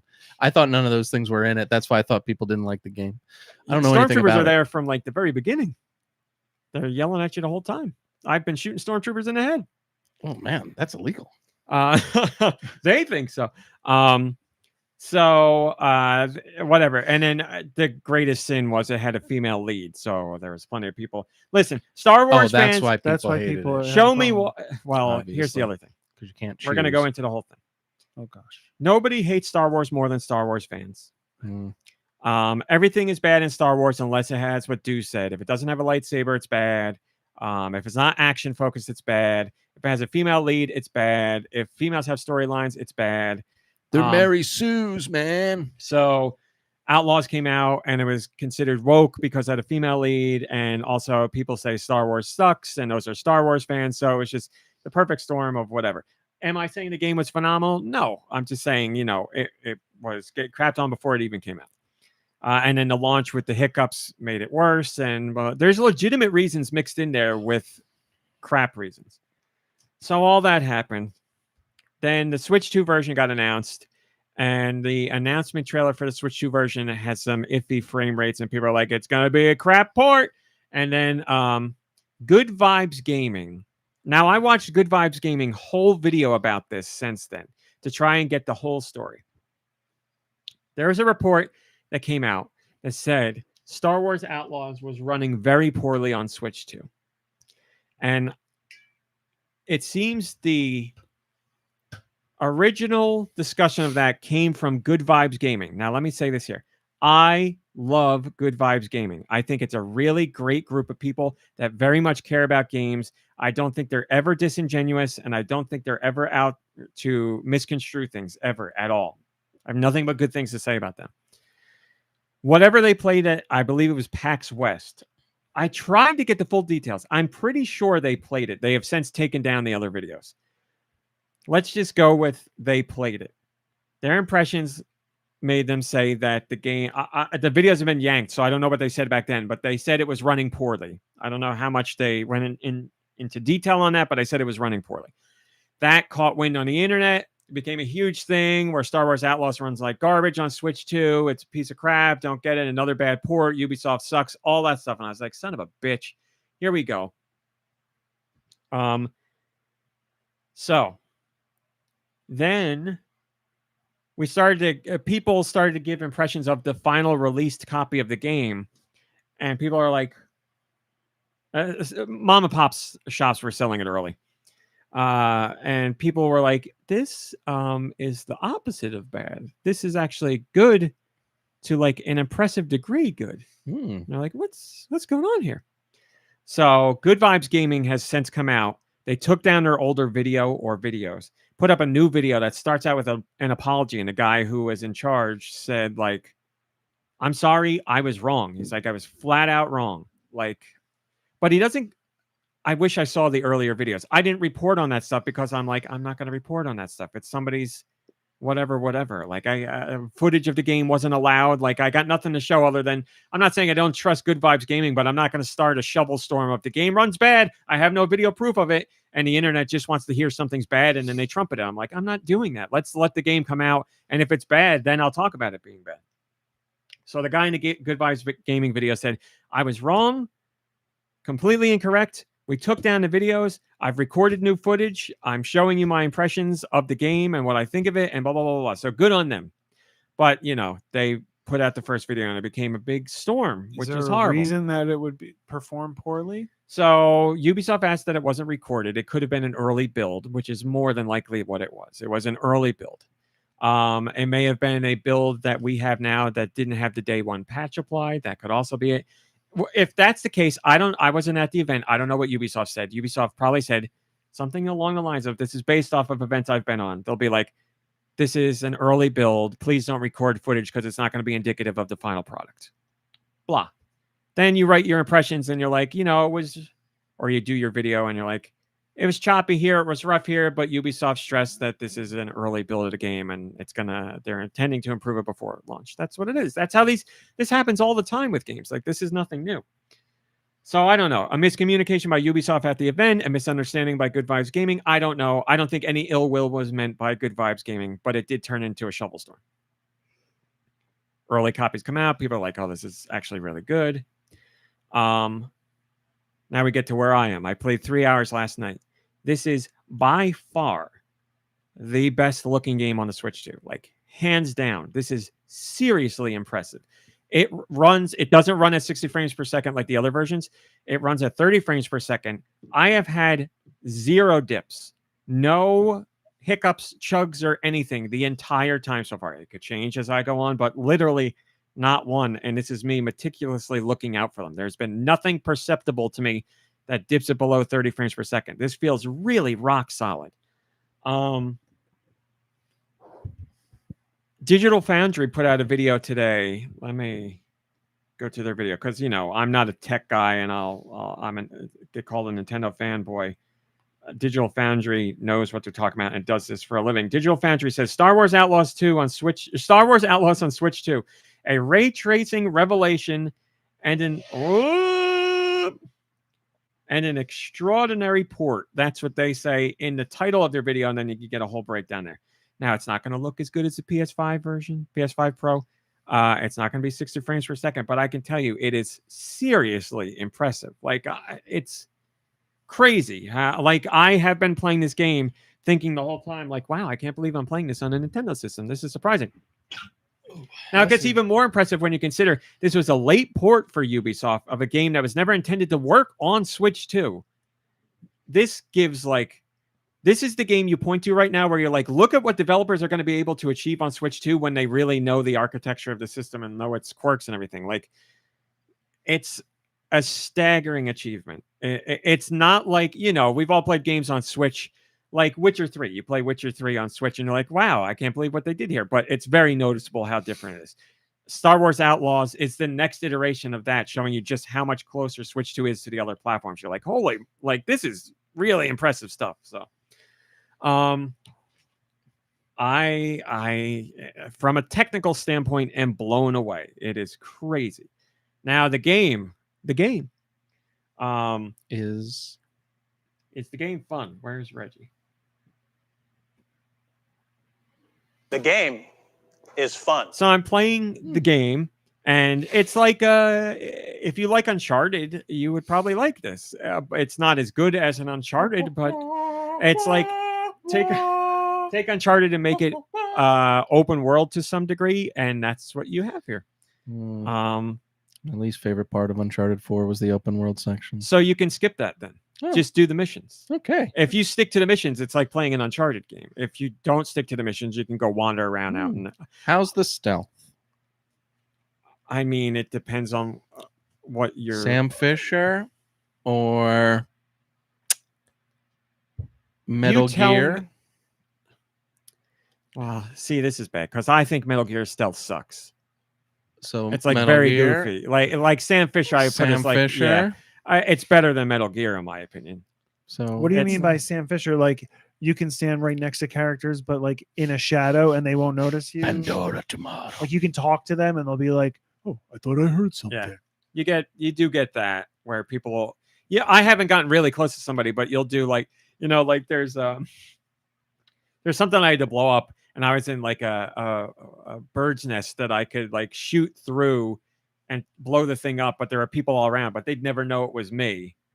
And I'm like, well, that's what I'm doing. So I shoot the thing and it blows up and it makes a huge explosion. And everybody there is like, sound the alarm, someone's here. And then they run around for like a minute and they're like, guess I got away. And I'm like, if this giant thing blew up, you wouldn't be like, well, but whatever. It's a game. That's I don't classic care. game stuff. But yeah, those are the To things get that mad we at need that, to evolve. Is there any mention of Marcelo? And, Yeah. and There are plenty of weird names. No Marcelo. Does anybody owe her money? Yeah. There are arguments about money. It's not called money, but no Marcelo and no money. Is there any jizz in it? Jizz music. I have heard jizz music, yes. Okay. I have not seen a jizz whaler. I have heard jizz music. Okay, good. So, yeah, it's like Uncharted. If you don't want to do the open world, you don't have to. I really like riding the speeder bike around. That is a lot of That's fun. probably So, and I've been mainly sticking to just the missions. But when I'm out driving to my next location, there will be things that I see that I want to go to. Like I saw a gas station. I was like, I wonder if I could get in there. And you could. And I got things to upgrade my character. And then I walked around back and saw there was a way to get up top. So I did that and got some extra stuff. So I'm just doing a little bit of I am interested in exploring more of the open world, but I kind of wanted to do the missions and see what the game is really like. Have a good night and weekend and week, Burn and Cheese. So I'm having fun with it. It's not an amazing game, but it is so far a very solid stealth action game, and that takes place in the Star Wars universe. Like I really like it. Better than Shadows of the Empire? Dash Rendar? Yes, rose tinted glasses for Shadow of the Empire. I had my fun with that game, but yes, it's better than that. How's the music? Star Warsy?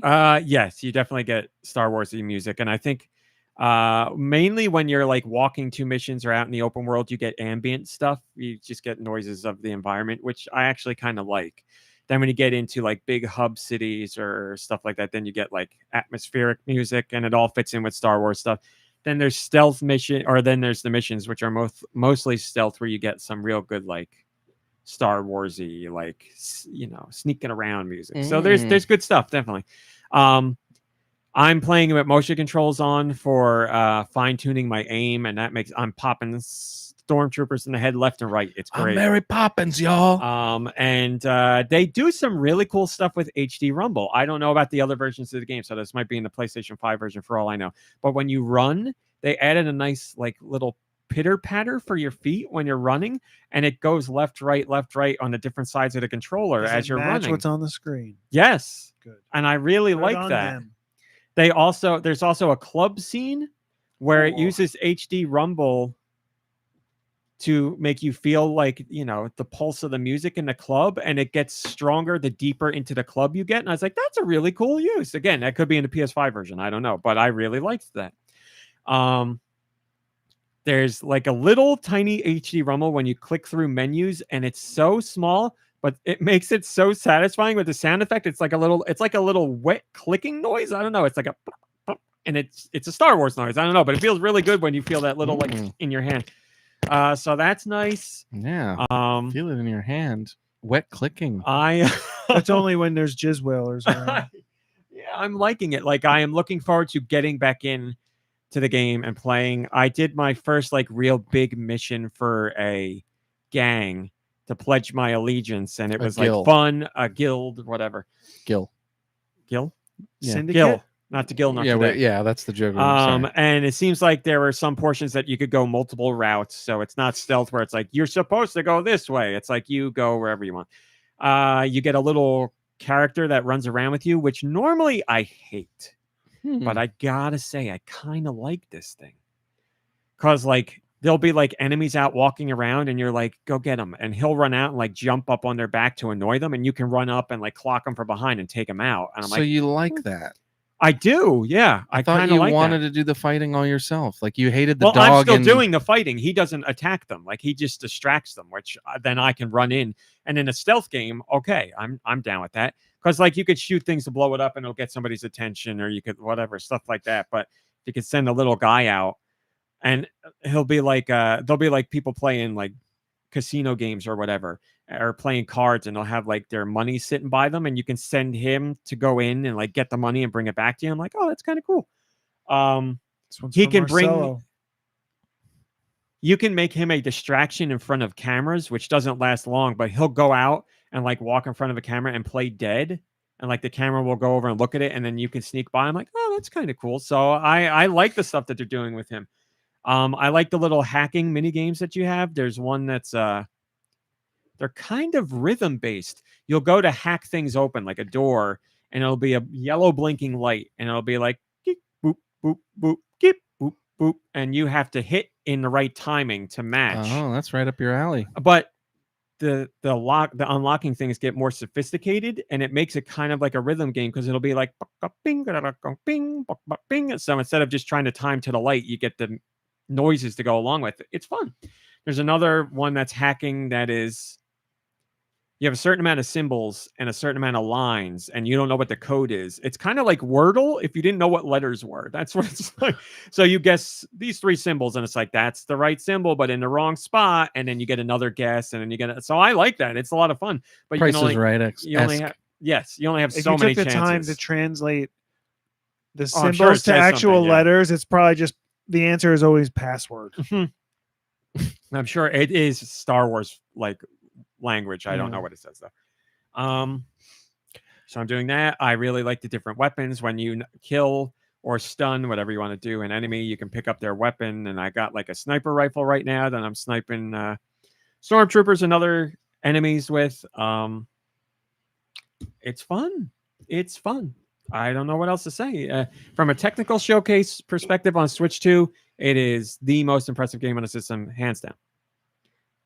From a gameplay perspective, it's a really solid stealth game so far, and it's got some neat little wrinkles, and I'm a sucker for Star Wars, so I am enjoying it.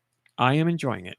There are certainly parts that feel like a little cookie cutter, because it was going for a mass audience, so there's some things that you're like, I've done this in plenty of games, like, sneak through the crack and it's gonna load, and you go into all that stuff, and there's a couple story beats that drive me nuts where it's like, I'm the guard of this place, and you have a chance to like bribe him or like talk to him, and if you talk to him, then you have another chance to like distract him, and it's like, hey, do you own that whatever out front? And he's like, yeah, and you're All like, right. oh, it's getting really messed up out there, and he's like, not my whatever vehicle, and then he runs away, and then you sneak into the place. I'm like, this is like millions of dollars on a game. We can't think of something a little bit better than this, but Is it still raining out there? Yeah.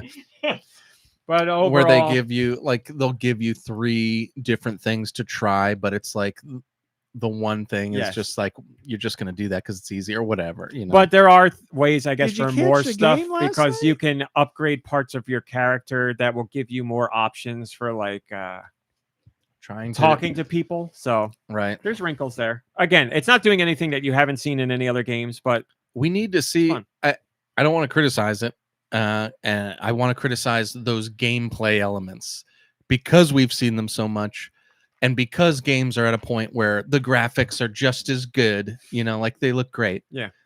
So it's like, what needs to be upgraded? We can't upgrade the graphics anymore. We need to like evolve these gameplay mechanics that are just like, we've seen them, we've played them. I really think for a what's lot of next? stuff there, I think what's next is just better writing. Like, I think if you handled these scenarios and setups and discussions and conversations better, it would make it more enjoyable overall. Like, if I had a different interaction with this guard at the door that made sense, I wouldn't have come away with a sour experience from it, because I wouldn't have thought anything of it, or I would have liked how they handled it. Like, there's other things where you're going sneaking around, finding ways into places where you have multiple options. Like, this is fun. This is good. I could have gone and done 4 different things, but this is, because there's a guy you talk to who you can pay off to get into a place, or you can try and find your own way. So of course that's what I'm going to do. And I'm like walking along the outside of a building and shimmying along this ledge, and I find this elevator shaft, and I hack into this door, and I go through this garbage chute, and then I'm in. And I'm like, okay, that was really satisfying. I like that. But I'm sure if you paid the guy, you just would have paid him, and he would have been like, thanks, and let you in. And you're like, oh, that sucks. So I really think if we like flesh out the interactions and make them better written, that could go a long way. But overall, Star Wars Outlaws, if you've been on the fence about it, I can tell you off of my 3 hours, I really like it. If you were worried about the Switch 2 port, I would say you have nothing to worry about, really. I can't believe how rock solid this frame rate is, really. Like, it is a 30 frames per second rock solid. I'm sure that there may be a hiccup or two at some point, but even Digital Foundry was like, you know, if you don't believe me, go listen to Digital Foundry. They get into the minutia and they examine this thing with a fine-tooth comb, and like they know, and they're talking about how impressive it is. It's crazy. It's crazy. So It really I'll have a doesn't review of that. matter, but I am curious to know like the reason why Vibe, what is it called? I don't know what you're talking about. The other website had such a bad Good Vibes Gaming. experience. Good Vibes had such Yes, a bad experience. I know them personally. I could reach out, but they're not going to have that stuff We also published. need to They find- apologize to Ubisoft too. Like they apologized in general, because that, I'm not trying to be harsh on them, but they know the reality that tainted the launch of the game without a doubt. And now it's cleanup duty for everybody that bothers to like get the word out about Plus this not it's being a game bad key port. card only, or digital, I guess. But Yes, I have the digital version, which which is still what game key card is anyway. But yeah, it's a real shame. It's a real shame. Trade it in. No, it's a real shame that the game got this coverage before it came out, because the actual product is not indicative of that in any way, shape, or form. That's a real bummer. So I'm hopeful Digital Foundry's video goes a long way in convincing people that no, this is not just a good port. This is a seriously impressive port. It's almost like Ubisoft got their act together and they were like, we should do a good job on this port. So, but you know, Ubisoft's track record is not good. Hate out there goes further than praise, and once the damage is done, it's very hard to undo it. So, Has Ubisoft done other Star Wars titles then? Did they do the Jedi Survivor games or no? no, wasn't it EA? Yes. I want to say there has to be something else Ubisoft Star Wars in their history. I'm just blanking on it. I don't know. EA did a lot, and then I think Ubisoft got to do this because EA like dropped the ball so much. So Ubisoft came in, and now Or they Ubisoft's dropped the like, ball. I mean, "Uh-oh." they dropped the ball with like the whole pay stuff, right? The whole paywall. Well, or that whatever. and quality of games, paywall, and, but what there, was it was a whole litany of things. But Ubisoft or EA was not treating the license how you would expect a Star Wars license to be treated. But whatever. I'm having a good time. Let's do questions. Send your questions to GoNintendo@gmail.com. Where? GoNintendo@gmail.com. Maybe I will. It can be about Nintendo video games in general, or whatever the hell you want. Nico Darunya. You are tasked by the International Olympic Committee with creating the new medals for third, second, and first place. You can choose anything you want. For example, smelly cheese for third, chocolate for first, or a picture of Trump for third and a picture of David Attenborough for first. Come up with your own individual ideas and be creative. I envision the first place medal is something good, the third place is something bad, and the second place is something lame. What are your choices? I'm speaking about something you would literally attach to a string and wear around your neck. Okay, so that is the rule. It has to be attached to a string and be capable of being worn around your neck. First place, second place, third place. Man, what is something first place that you would want to wear around your neck? Oh, man, I can only think of food-related stuff. Yeah, and right. that wouldn't work. All this Oh well, food. it could be like that styrofoam ball with macaroni elbows glued to it that we used to make in grade Is school. that third place? Sprinkled with glitter. First place, I want it to be like, you know, like Candy necklace or something. like a fruit snacks gummy shark, like the white and blue sharks that are really good. Like that's your first place. This shows. So how when much they I hold think it about up and they food. take a It's just all bite. food. Yeah, and then you only get one. Like I you think- eat your medal right away. I think one of them needs to be just like stainless steel, but it has a QR code that when you scan it, people can see what you've won, or it just plays like a Rickroll or something. And what's third? Well, I think maybe the third one is a macaroni ornament. Or maybe it's Handmade. just What's it? metal, but with chocolate in it. What's a delivery method for information that's really bad? Because the first is a QR code. We can do that easily. So third would be A homing pigeon on a a necklace. dead pigeon on the necklace. Well, no, yeah, you got to feed it now and take care of this thing. That would be bad. Yeah, right? that's bad. And then second place, I guess, is a cell phone. Cell phone. So only the person who wins second place can see what the first person won. Yeah. Oh man, that's actually pretty good. Like, look what you missed out on. Here's a constant reminder of what you lost out on. All right. Yeah, that sucks. That's not bad for off the top of our head, but I'm trying to think of like what would you want that you'd also want to show off? Like it's worthy of a first place. I think first place is like a gold NES cartridge. Second place is a gray NES cartridge, and third place is like the Black Tengen like cartridge, like Bible Adventures cartridge. Yeah, like the Ten Division says a phone number that if you call it, the guy tells you what a good job you did. Yeah, it's all calls, and so third place is somebody that berates you and tells you you're trash. Oh yeah, I just saw a social media notification. Did you hear that Amazon is doing a Life is Strange TV show? No. what? Yeah. I bet you it's going to be really good and not disappointing at all. See, like with that, I feel like, well, again, doesn't matter, I guess, but I feel like you could very easily adapt that without ruining it, and it's not gonna. You don't need big special effects or anything either. Seems like you could, huh? Yes, that's seems why like you could. Yes. But like, it's not like they have to worry about budget, because you know what they need, like a rainbow flare on the lens to show that Chloe's like seeing the future or whatever. Yeah, it's just it's a situation where it really feels like everything is right here. And budget isn't a concern because, you know, budget is a concern with The Last of Us. Right. They ruin the writing in general, but still budget is a factor. With Life is Strange, you need like a podunk town, and you don't need any fancy settings at all. And the story's right there. And we have a comic book that also continues the story. Like everything's here. Well, will it be it's not going to be good, straight man, based from those you. stories, or They will it be a haven't new said. story in the same universe? They made it very much seem like it is based on the original game. So if you just do that beat for beat, sure, flavor up the dialogue here and there. The game could certainly have better dialogue. That no question there. But keep the story beats in the same story. Like I think it could end up even better than the game. I really do. Like the way I played the first game, though, it's like there's an entire episode of her like in her friend's bedroom, like just looking at things and questioning everything. Episode 1, watering the plant. You have to water the plant. Episode 2 is making sure the box in the garage isn't moved because then Dad will find out. All that important stuff. I don't know. I don't know any of that stuff. Yeah, all the really good stuff. Like at the end of the first chapter, it's like, you know, it breaks tells down you, everything. yeah. It's like, did you water the plant or not water the plant? You know. Patreon question. Oh no. Jeez.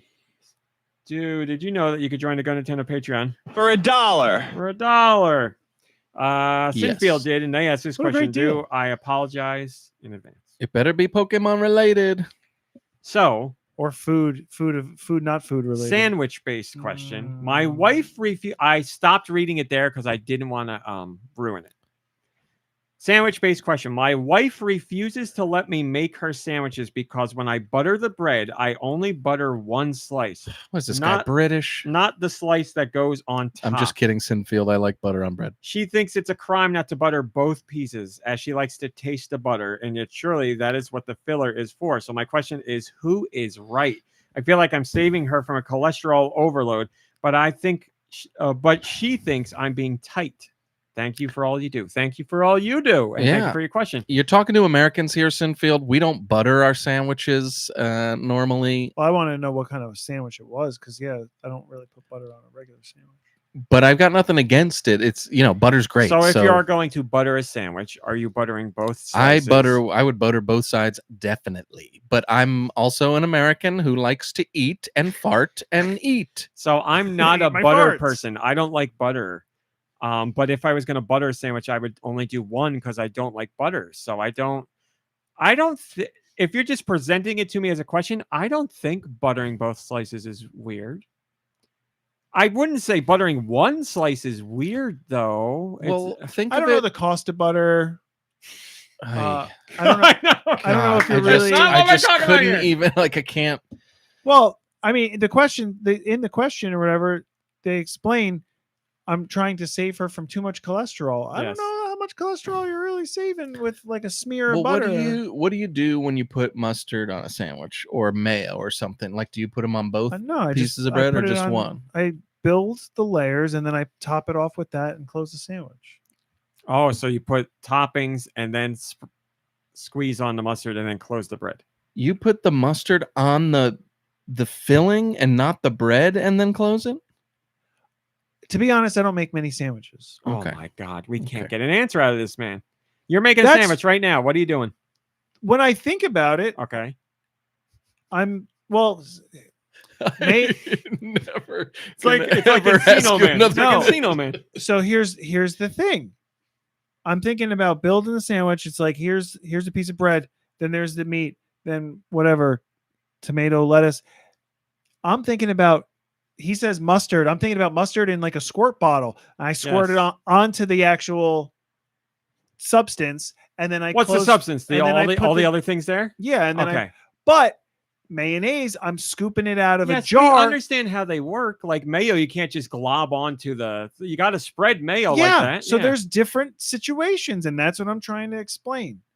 So you're saying squeeze bottle, you squeeze onto the toppings and you close it with another piece of bread. There's no spreading. That's what's in my head right now. Okay, but if it's Because I don't make a sandwiches. pot That's or insane. a jar or a bottle, you're scooping and spreading on a What- piece of bread. When you do your hot So- dogs, what do you where do you put the stuff on the dog? Well, are we talking about hot dogs or are we talking about See, sandwiches? I know I knew this was going to be a hot button, and then you went right to hot dog. And I'm like, we're not screwed. upset. I'm asking because, like, when it's a hot dog, I put it on the hot dog, but Mm. that's a hot dog. When it's a sandwich, you put it on the bread, and you spread it on the bread. You're gonna put bread, ham, cheese, lettuce, and then squeeze mustard on it and pop on top. That's what's It's in my okay if head you do. as I'm I'm just thinking I'm about it. curious. Because again, I don't make many sandwiches. It's been a really long time since I went and bought cold cuts and made my own sandwich. I got people to do that for me. I That still sounds says ridiculous. butter both sides for grilled cheese. Yes, I was thinking that.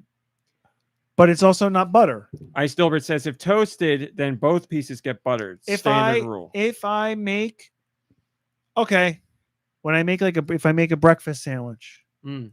and I toast that bread, I put it like in the pan. I'm essentially buttering both sides. Yes. Or if I toast something, I butter both sides because it's There we toast go. and I want it both So pieces to toasted- be sogged up with butter. Toasted butters both, not toasted. It depends on the sandwich. I just don't put the butter on it. But yeah. Yeah, I'm not a butter person. But I'm not. But every once in a while, I think like we all get to, you hit that time where you're like, man, toast is really good, and you eat like a crap load of I don't toast. know if I Do you put- not put butter on toast either? No, I do. Yeah, I Man. don't know if I 100%. spread but I it's got to be spread mayo salted on butter, both not sides. unsalted. Get that. I think I spread mayo on just the one side. Rye bread toast with butter, I think, is one of the greatest goddamn and things rye bread's in the getting married world. tomorrow. That's right. And I don't like. I'll take it with seeds, but I'd rather without the seeds. But just rye bread with buttered toast and like a really sweet cup of tea. Oh my god, That sounds great. I used to have that pretty often, like in the morning before school. Oh my god, it was so good. So we gave you answers, Cynthia. But You I mean, got the more biggest than you thing- ever yes, wanted to the hear. biggest Cynthia. thing is I like, hope that helps you with your wife. It will I'm not a Here comes relationship divorce. coach, but I think maybe just make it how your wife wants it if you're making it for her. It your sounds like, well, let's see. She thinks it's kind of a. So my question, I feel like I'm saving. Yeah, he doesn't. My wife refuses to let me make her sandwiches because, okay, so he's not making them because he will not butter the bread. I agree with you. I say, if the wife wants a sandwich or the husband wants a sandwich or your partner wants a sandwich, make the sandwich to their preference. Call if me they a like, simp if you want. if they like buttered on both, then that's what you do. Now, you know, if they've had 8 heart attacks and the doctor's like, they can't have butter, and then they're like, give me double butter, then you're gonna be like, no, you can't Right. do that. But outside Put my of that, toast on, put my bread on the butter. I want I want a stick of butter, and I just want the stuff in the middle of the butter sticks. butter both sides of both slices and put a stick of butter in the middle.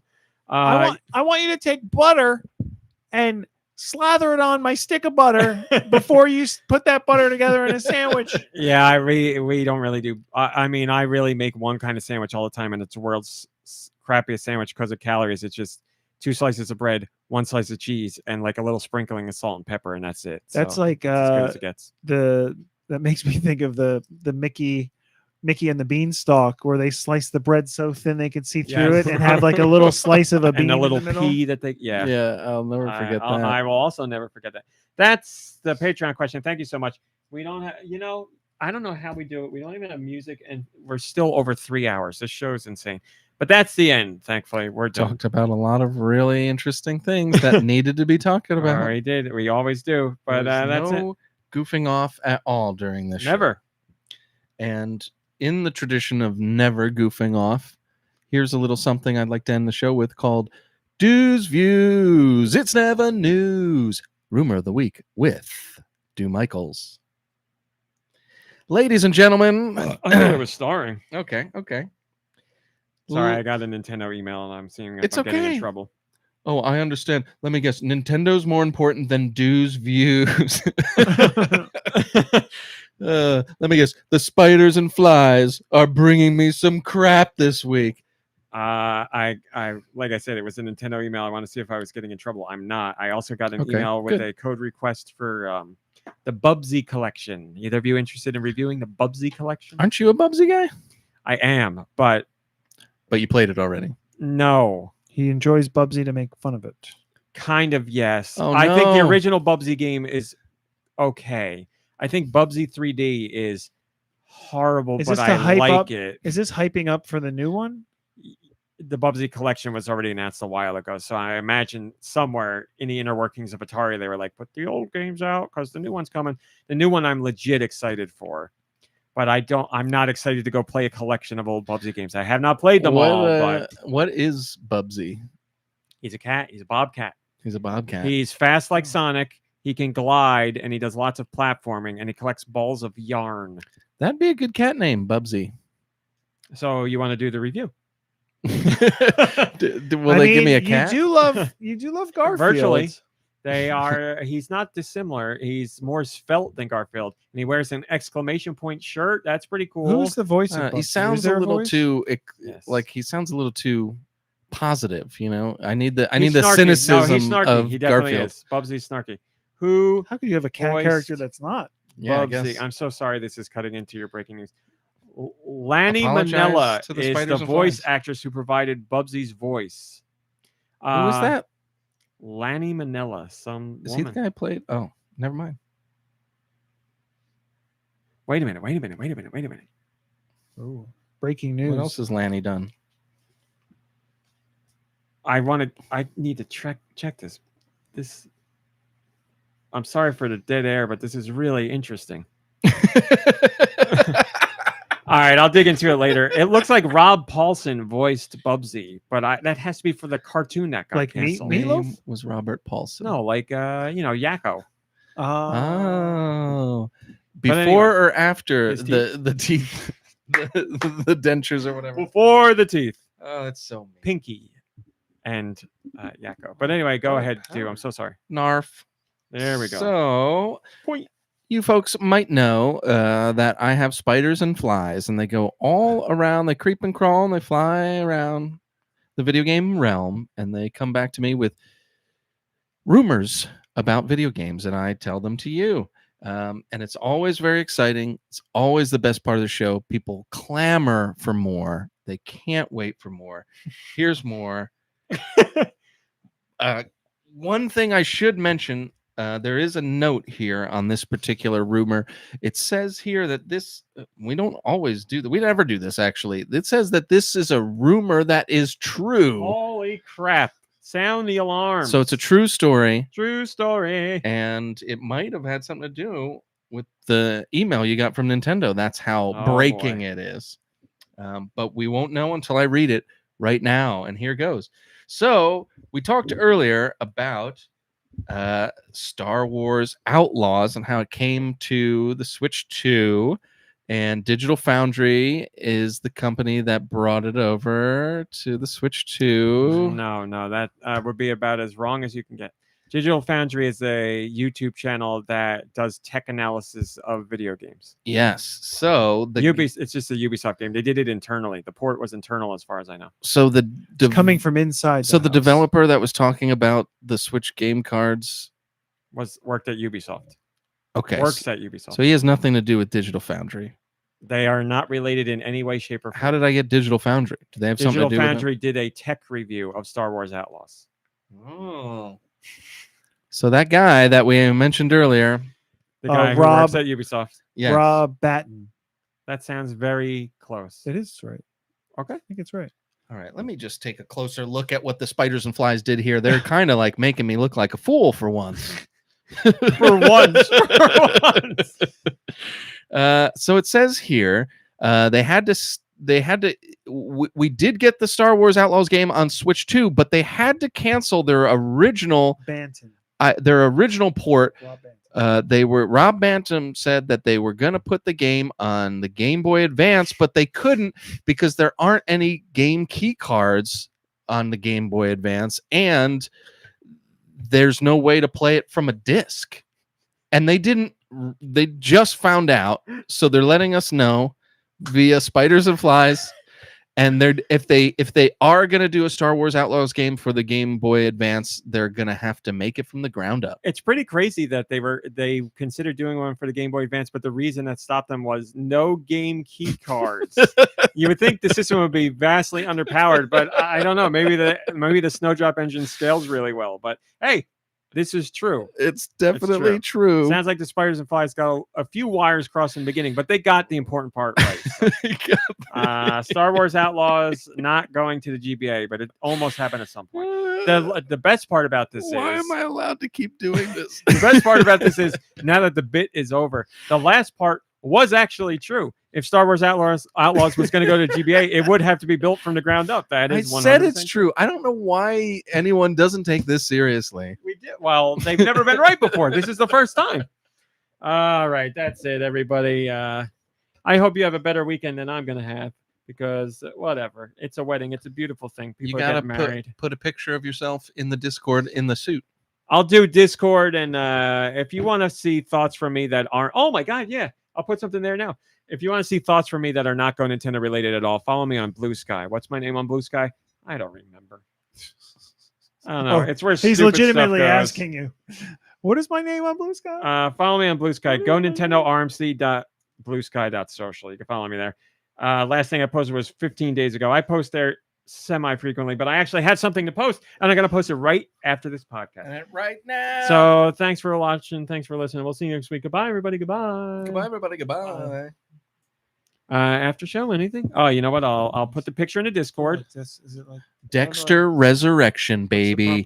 Everybody watch it. Victory Everybody and like deuces. Sorry. It's not bad. No. Well, it depends. If you're in England, it could be bad. Oh, I didn't upload. I'm so stupid. I can't. I'll have to do it later. I forgot. I didn't set up the auto sync. I was playing Star Wars Outlaws and Ragdoll Physics, my favorite in every game. And I shot a guy in the head, and he fell backwards, and like his leg, it was like a Family Guy broken leg situation. You know how everybody falls on Family Guy. Like his leg was bent back behind his body. It looked horrible. And I took a screenshot of it, and I meant to send it to the app, and I didn't. So I'll have to do that later. But look forward to that on Blue Sky. You guys got any plans this weekend? Oh yeah, look at this. Look at this stuff. I'm gonna put this in the Discord. Let's see if hope I don't show up there late. I'm gonna put this in the Discord. This is also for you guys right here at the table. Look at this picture. Tell me your thoughts when you see this picture. This is from the new Resident Evil. Look at this. Should I be seeing something yet? There Now you should. Yeah. Because I posted this on Blue Sky with a comment. Are you upset with the way the light is No. being cast from the laptop? What are we looking at here? I'm just seeing if anything sticks out to you, because something sticks out to me like a sore thumb. Huh. There's no reflection on the window? No. But that does make sense. I see a reflection on the window. A reflection from the laptop? I mean, there's a Oh, light she's source. sitting. That wall's far away. And why is there light hitting the person that's at the window from the laptop, even though they're standing behind the laptop. I'm sorry. I mean, these are practical things. I don't know either, but I just know from knowing RMC that it wouldn't be nearly anything like that. Yes. And it won't be the joke that I'm about to say too. I'm not even going to say it's not funny. It's Now not even you a joke. have It's to. not funny. It's not even funny. Say it. Well, it's not. It's the game's a third person or a first person game, and it's neither right here. So It's a cutscene. I mean, it's a very told you it thin- wasn't funny. It's a very thin laptop. Are we looking at the laptop at all? It is related to the laptop. That is correct. I mean, It that is not screen about is, it being thin. that screen is ridiculously thin. Oh, I don't know how they she's- fit any technology. she's in like touching the cushion of the chair instead of the keyboard. it. I thought that was that's her knee. leg. So the laptop is there. Oh, I'm not going to make you go through this anymore. What the hell viewing angle is that for using a laptop? Oh, yeah. What is that line of sight on a laptop? What are you looking at? The top part of the laptop? Are you looking at the screen there? How are you doing work like that? That's insanity to me. No one, I guess. Well, they that's were why right she to, needs glasses. But nobody looked at that screen. Like it's like me using an iPad like this. Like, what are you doing? That is weird. Now that you say that. But yeah. also, let's take note that the woman by the window has light hitting her seemingly from the laptop or something. And she's standing behind the She's screen. across the room. This girl's on a bed in that same room. Like they're far away. You see in the scene that they're far away. So I don't know what else that light is coming from, but Yeah, makes questions. yeah, there you go. 10 division. She can barely see it. She's looking at the seam. She's almost looking straight down at the rim. Yes, exactly. These people make video games, and to make video games, they use computers.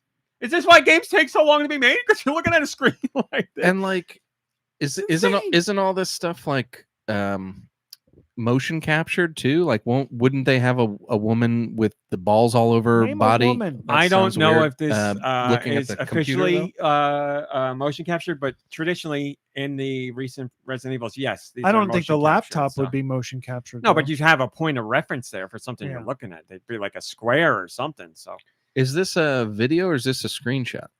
Like, is this this is a clip screen from I video? took of the trailer, but she's looking at it. But that it way the looks whole just time. like that? Yeah, that's what she's doing.